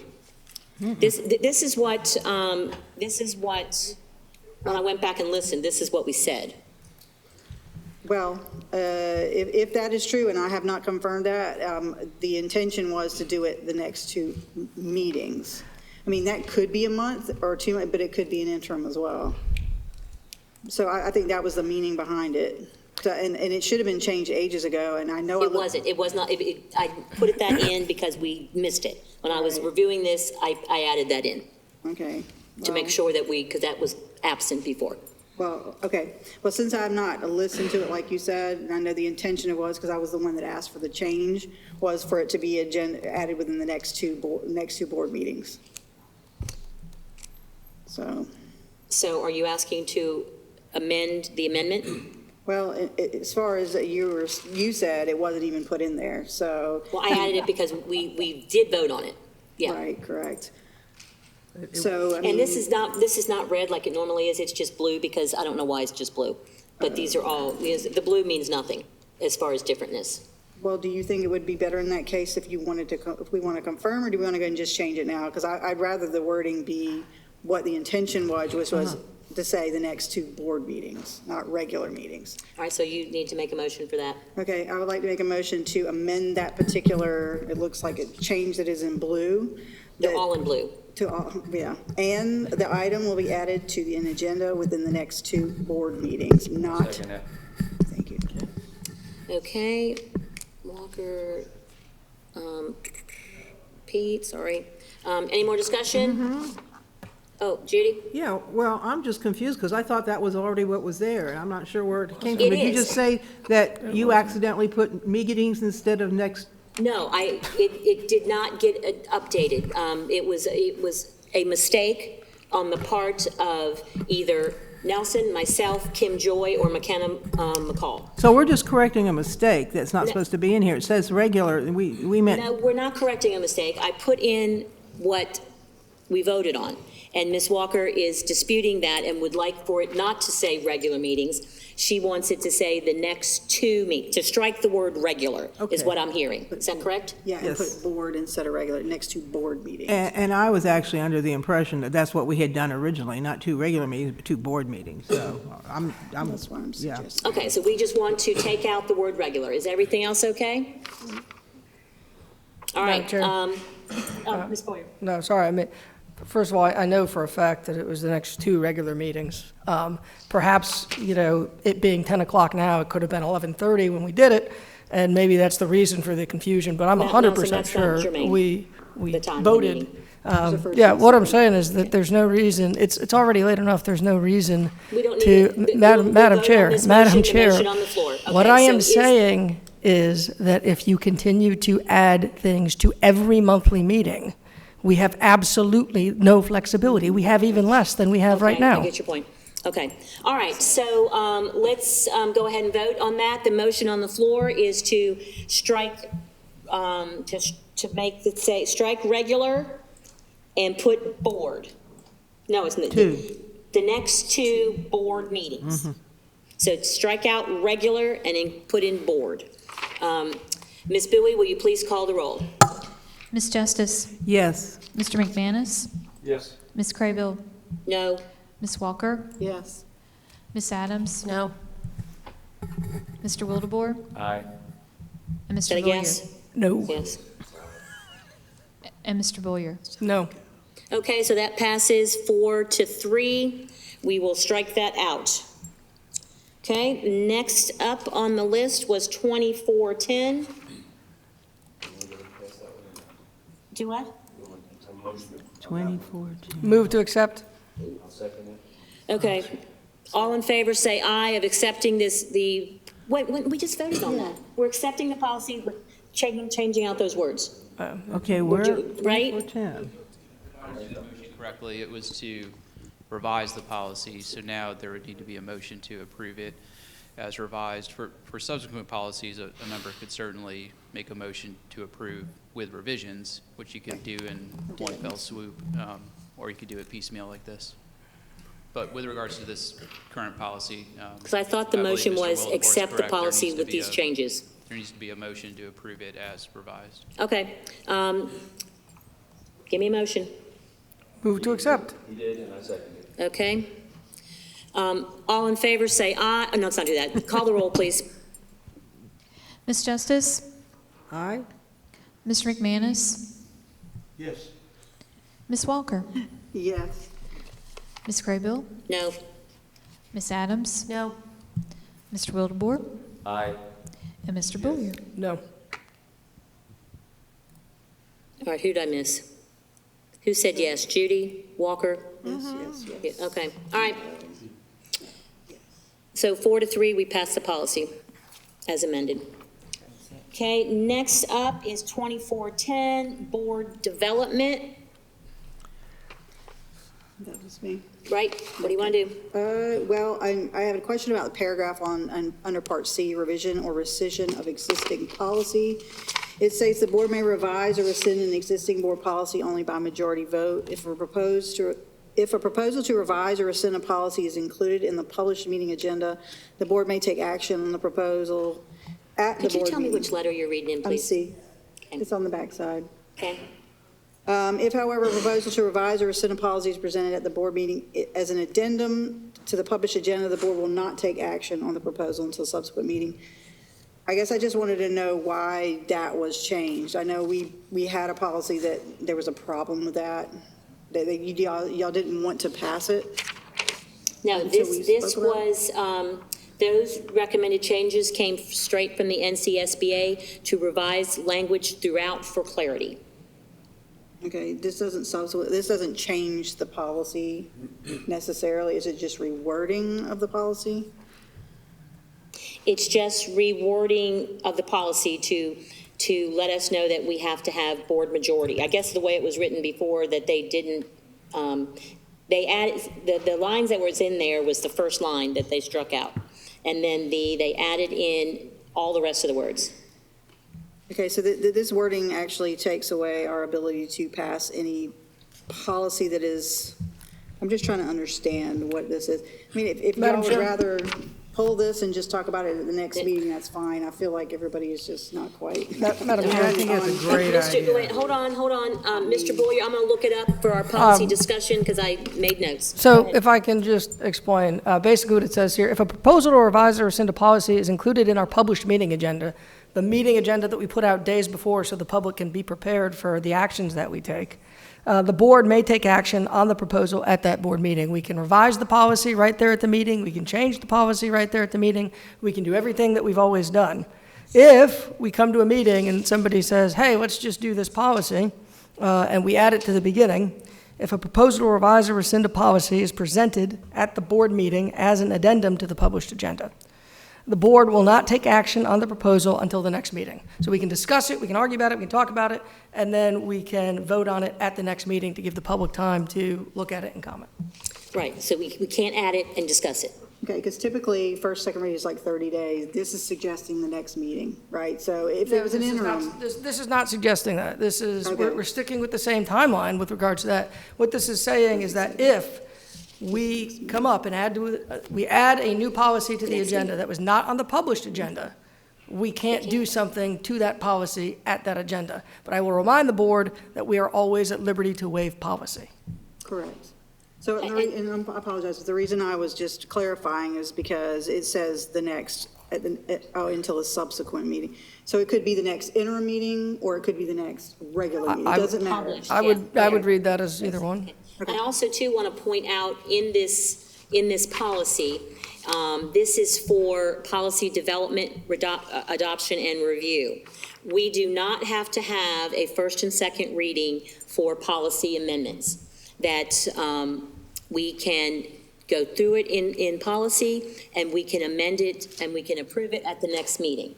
Our policy committee, and when I spoke with Colin at the time, is that it is best practice not to have a policy at policy committee and then have it on the agenda for the interim meeting, because there wouldn't have been enough time for board comment and public comment. So we do not have to have first and second reading for policies that are amended, which right now, after we do 2 policies in old business, we will have no new policies to go through. We will have our new student voice, we will have our superintendent, and we will have the evaluation, and we will have the Title IX definitions. All those will be the last of our new policies. So going forward, we do not have to have first and second readings. Okay, so is there a motion to adopt this policy with, and here's what so the school board's policy just said that we are revising it. These are our suggestions for language clarity. Is there a motion to accept the policy? Moved. As amended? Moved. Second. Okay, Nelson. Adams, all right. Any discussion? Okay, Ms. Bowie, will you call the roll, please?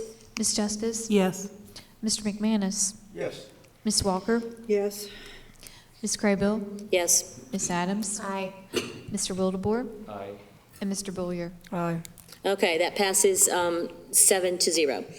Okay, so next up that Ms. Walker wanted to pull out was policy 3300, school calendar and time for instruction. So let me just, before you ask your questions, I would love to read into record what the school board said to us. It says, just includes minor changes to organizational and wording. That's all. And I did want to call your attention to, in case anybody's interested, when we're talking about hours of instruction, that reciting the Pledge of Allegiance is considered instruction time. So for that 5 minutes in your classroom, that counts, if we're going to keep this policy as it is. All right, so Ms. Walker. So I had questions, and thank you for clarifying the wording, but I feel like there are big chunks. I know since we're having calendar discussion, I feel like these are what you described substantive changes. You had a whole list. I think you guys had a whole list of things that were pretty much minor, changes, commas, etc. This is in the second part of that list under consensus, which is substantive, which I think should not be lumped in with a consensus item. This particular paragraph talks about instructional day. I mean, we know the state of North Carolina that school boards can decide the instructional, day. But I'm not sure who put the wording. Was this a school board association? Everything in red is them. Everything in here, red and blue, is them. And the only thing I really wanted to call out to our attention is that under school calendar, where it talks about the calendar committee, letter B that used to be letter C, that is where there's a direct conflict between policy 2230 and 3300. So that is what I wanted us to talk about. Ms. Justice has a major problem with the calendar committee, so I assumed that she'd want to talk about this. Oh, I can say a lot. Yeah. Yeah. You want me to talk now? So who wants to go first? Ms. Walker, since you brought it up, you want to start? Well, no, I'll yield to Ms. Justice. Okay, I'm not on the calendar committee.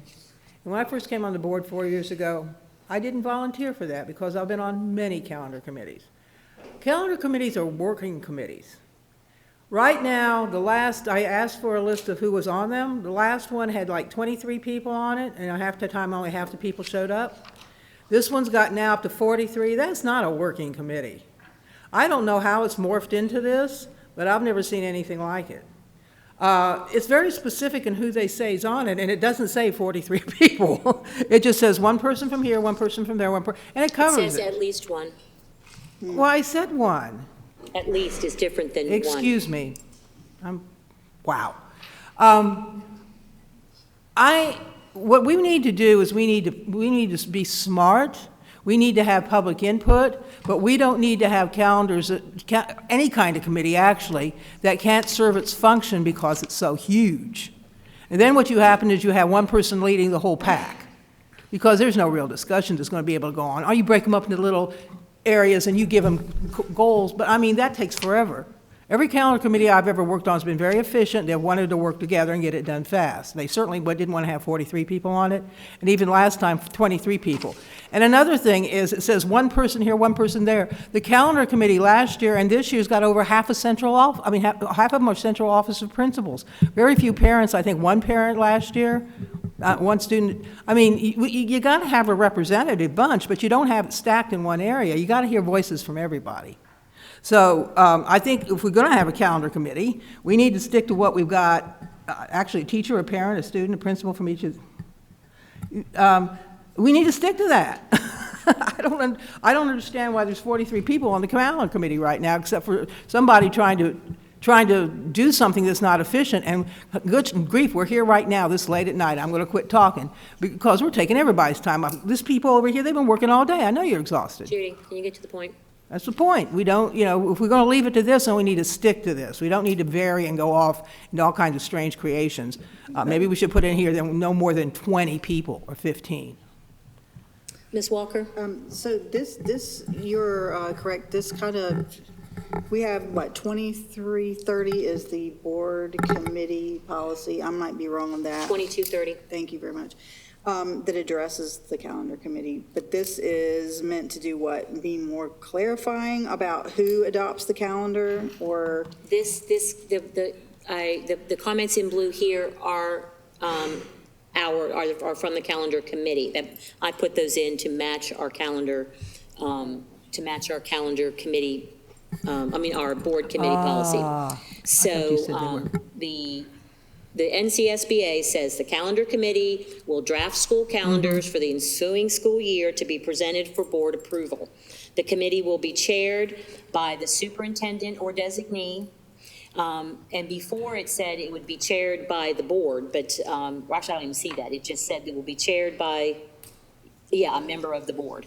So it's chaired by the superintendent or designee and must include at least one board member, a teacher, a parent, high school student I added in to get our student voice there, and a principal from each of the school levels. All calendars adopted by the board will be consistent with the requirements. So those are what the NCSBA is requiring. What we discussed at our calendar committee meeting was that do we want to, not our calendar committee, I'm sorry, our policy committee is do we want representative, a teacher rep, a parent rep, a student rep, a principal rep from all the different levels? Because one student, a high school student can't possibly speak for an elementary school. I got you, Nelson, I got you. Can't possibly speak. And so in order to make a robust, informed decision was to have as much input as we could have. Mr. Boyer. Madam Chair, in the interest of time, I wish to know if Board Member Justice would like to motion that the calendar committee be limited to 20 people, if that would be the change that she would like to make. With the understanding, number we're picking, she said pull it 20. out of our- She said 20. Board Member Justice said 20. Are you making a motion or are you No, just? I'm not talking making out a loud? motion. I'm asking what Ms. Justice would like us to change. Is that the motion Well, that she's making? Can I clarify what this is? You just said that the blue was added by you, or you said, I'm confused, what is coming from the school board association, what's coming from us? No, all I did was I struck out the board, a member of the board as the chair, and put down that the superintendent or designee would be the leader. And it says must include a senior leadership team member, which would be the superintendent or superintendent's designee. I just moved the words around. And then I put at least one board member, teacher, parent, high school student. Why So that we couldn't, could- why At couldn't? least a means we can add more So than you one. decided to strike out a member of the board as chair? Yes, because it did not match our board policy of board committees. So one of them had to change, so I picked one, and I made the recommendation. So this is what we're all here to decide. Who do you want to lead it, and what do you want our makeup to be? That is the crux of all of what we're discussing right now. So our actual policy about who can be a member and the role that they play in committees says that we can't have a member of the board as a chair of a committee? Our policy 2230, which we are about to get to, states clearly that the chair is the superintendent or designee, the subject matter expert, and the board is just on it because it is an advisory committee. It is not a board committee. And advisory committees do not have board members as chairs. They only have subject matter experts, and those are those people sitting over there. Those are the chairs, or people that they have reporting to them are the chairs of our advisory committees. So we make the vote.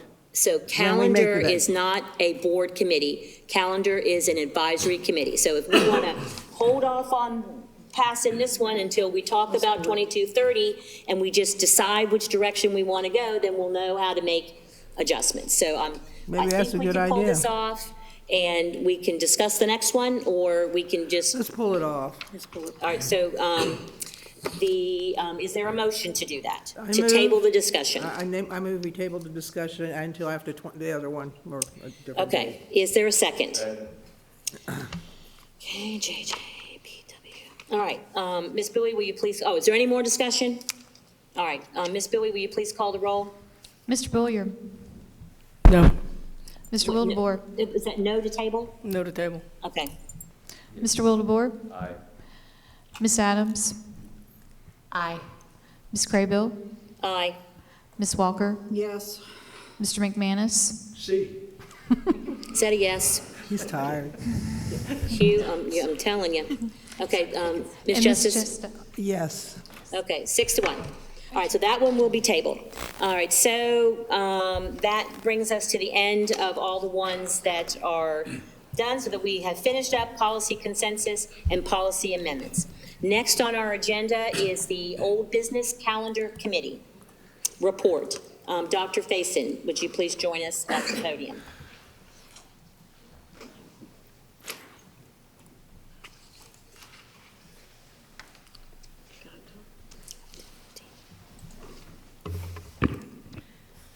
The calendar committee met on 9/28.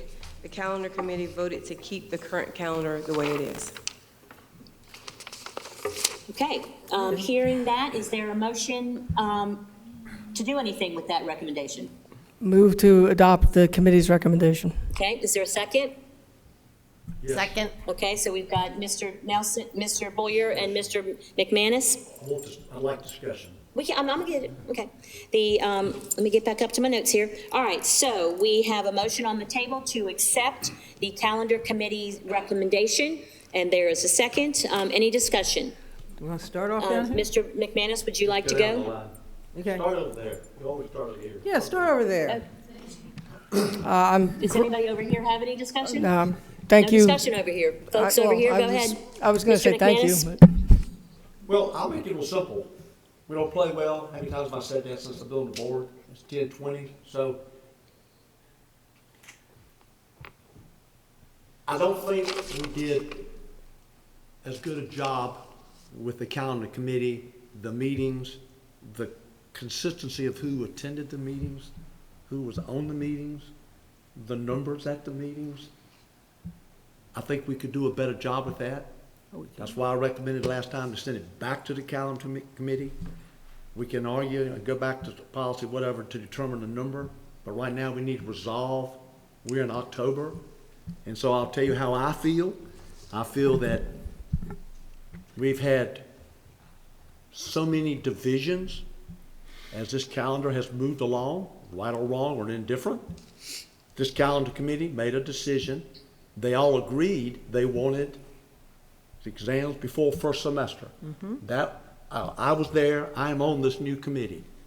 That's why I wanted to be on it. Thank you for putting me on it, because I wanted to hear what people said. They were clear that they wanted exams first semester and along with first semester. However, they also, it appeared to me, and who else saw it was there, It was on that they were adamant it was too late to change. Two principals, high school principals that were there, who obviously I respect, having been in that situation, said they would like, they agreed with the exams first semester, but it would just absolutely create so many issues. So my opinion is I bow to the calendar committee and those who were there who said, yes, they wanted to change it next year. And I would say while we're talking that the superintendent and whoever's in charge of the calendar committee, they need to Dr. start Faison is in working. charge. You need to start thinking about that next year. You were there. It's very clear what they think. Now, But rather Mr. than McManus, we're voting on, the Okay, discussion is so- about change or accept. Judy? Thank you for your This comments. has been an awful mess, and I said at that meeting, when the calendar committee met, this present one, which has got 43 people on it, and half of them are probably administrators, that we made a mistake, and we did make a mistake. There's no doubt about it. And the mistake wasn't the original calendar committee from last year. They wanted to end too. This mistake was that central office decided to put pressure and changed it, and had it end in January. Judy, we're talking about, I'm talking now, it's important.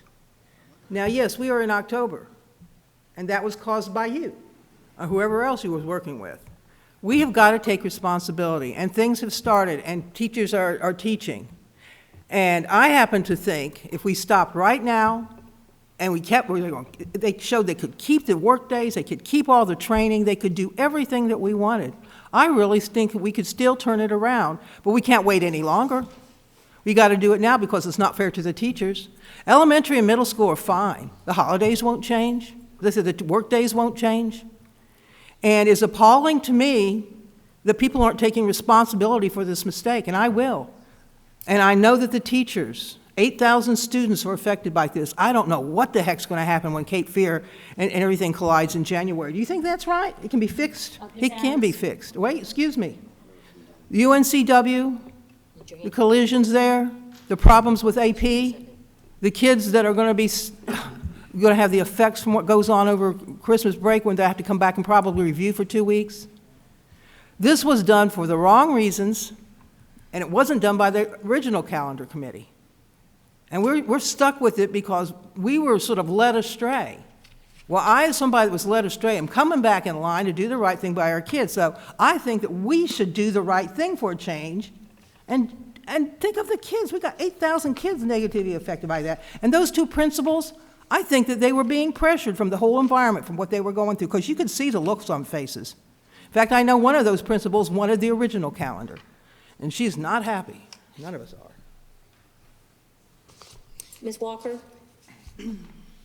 I know it's late. I understand and nobody wants to sit here and talk and talk and talk. This calendar discussion we've been trying to have this before school started, and I knew it was important based on the feedback we were getting from the community, and especially the high school kids that were going to have the biggest issue with it. And these problems still have not been solved. We were presented, and I brought a calendar because I didn't think we could have a calendar committee discussion without looking at alternatives. I didn't think we were there just to vote on, you know, and I did it. I did a count on the numbers, and it was a very lopsided committee. And I feel like people that were there to vote with how the district wanted to vote. There was one student and two parents. I don't think it was enough people to really get a good grasp. And, you know, it was 17-10, but it could have been a lot closer if it hadn't been such a lopsided committee. And I really wanted to talk about solutions to the problems. And even if we vote tonight to not change it, it's still going to leave problems for our students. And nobody is suggesting any solutions to these problems.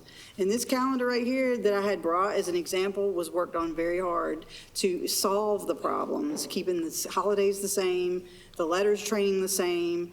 I'm hearing from people that it can be done, and I'm actually getting a communication from people about asking us, why don't we like kids? I don't know, you know, why our high school kids, you know, I've heard the discussion of equity. It's well taken. At the same time, you know, they're the ones that are having to deal with the effects of what we did. And I just think we have an opportunity to change it, and we should change it.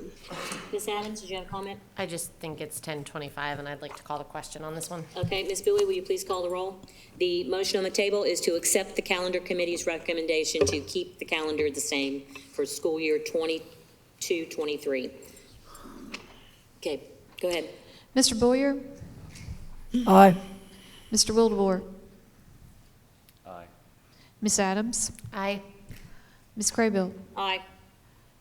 Ms. Walker? No. Mr. McManus? Yes.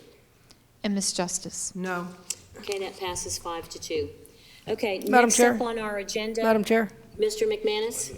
I would like to just, I don't know where this is going to fit in, but the high school principals must coordinate with those dual enrolled students. Bring that to the calendar committee. You're on it. You're on it. But I want to say it, I want everybody to hear it. That is a must, that we work with those students, and that includes affecting attendance, I'm sure. All right, It's so, not going to work. Mr. McManus, we do have to move on. Okay. All right, so Thank you, Ms. Craybill. your opinion is important, and they're waiting for you. All right, so it is 10:25, and we, I'd like to make a motion. okay. I'd like to make a motion, we vote immediately to adjourn. What's left, we put it in the next meeting, so everybody can go home. It's time. Okay, so the motion is to adjourn the meeting and carry over all the items to the interim meeting. Is that your motion? Next meeting. Mr. Weber, can we do that? Is that an appropriate motion? I mean, talk us through like all the ramifications so we don't have to vote 5 times. I did. Not yet, I just want to hear. Huh? I did. Okay. So sticking right in there, motion, the motion is to adjourn. And I'm sorry, are you seeking guidance on whether the motion is in order? Yes, I'm seeking guidance on if the motion to adjourn is in order and if we have to add any more words to it. No, so a motion to adjourn ends the meeting. It's a privileged motion, takes privilege over other matters, even if there are matters pending before the body on the agenda. Those will be attached to the next meeting.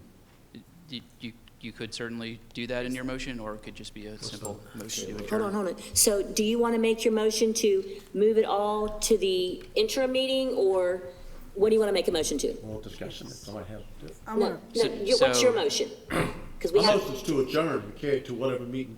your motion is to adjourn. And so can we just, and your motion is the second to adjourn? I have a And so motion. hold on a second, please. So can we just motion to motion to adjourn? adjourn ends the meeting. End the meeting, If we there can are do any, that. if there are any items remaining on the agenda, those can be taken up at a subsequent meeting. At a subsequent meeting. That just automatically follows suit with an adjournment? Right. Okay, all right, so Ms. Justice, do you have a comment? Yes, I would like to amend to that. Discussion? Go ahead. Well, actually, I'd like to amend the, the motion and add one item. motion There's been a just- young lady that's been sitting here for the whole meeting that was going to do correspondence for me. She did not leave, did she? There she is, yay. She just wanted to talk briefly, and we spoke about this. This is correspondence I received, and she was going to adjust, her name is Gina Worth, and she, Jenna, No, sorry, we're not- Jenna. Judy, I already spoke to her part. The announcements have to come to the board chair, and I already addressed hers, and I spoke with her, people at her office. Wait a second, look, she came out here, she's been waiting for. Madam Chair, Madam Excuse Chair. me. Hold on, the motion A is. motion to adjourn is The not. motion to it's adjourn not- is on the table. How about it- amending it? It's not subject to debate or amendment. You, Majority is this vote. young Okay, lady's been okay, sitting so here 6 motion to hours. adjourn. Ms. Bowie, will you There's a please call the motion roll? to adjourn in a second.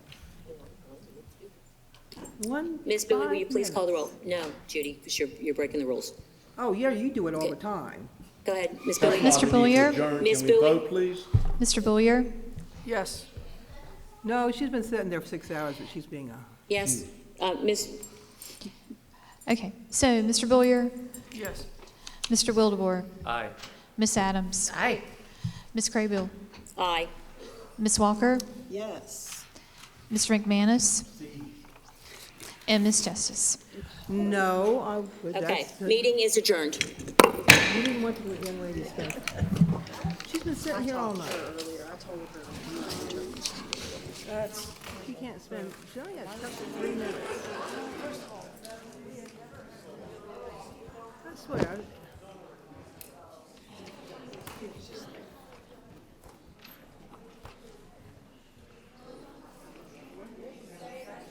Espanol?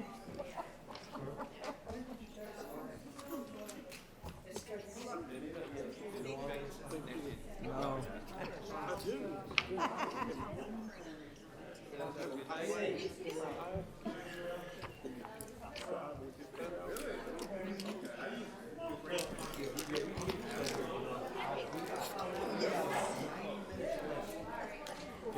I don't mind leaving, but I just wanted her to speak for 3 minutes. She only has a minute. I think it was when you know, the town. We switched seats.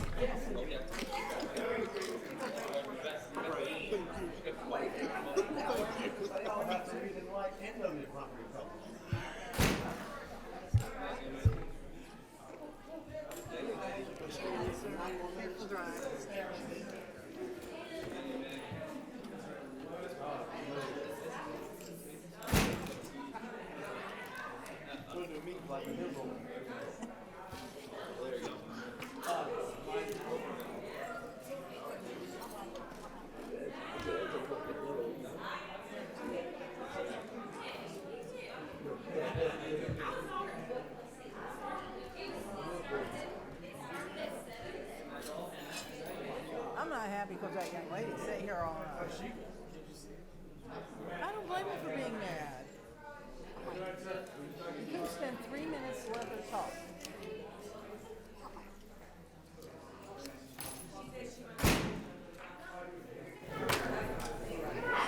All right, well, I just gotta shut this down.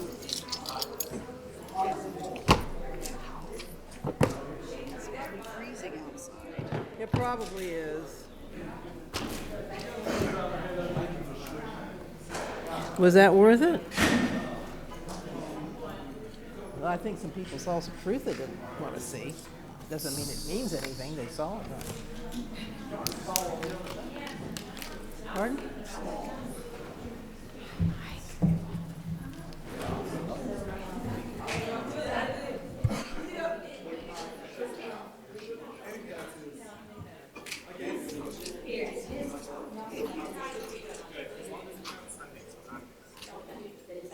Would you please give this to?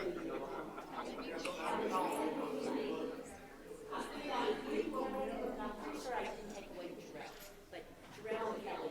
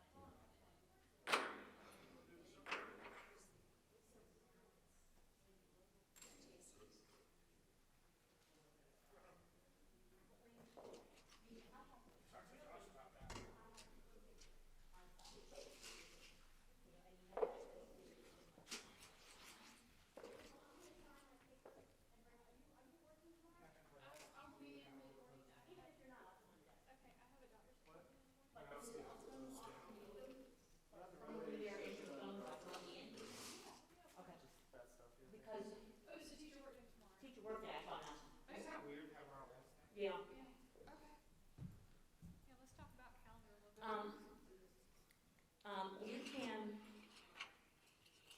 whatever you, I think we're done, well, actually, you know what? Put those into archive, in case we have to pull them out, and at some future date. Okay. Even though that's all last year's though. Yeah, I think everything in there, maybe save like one copy.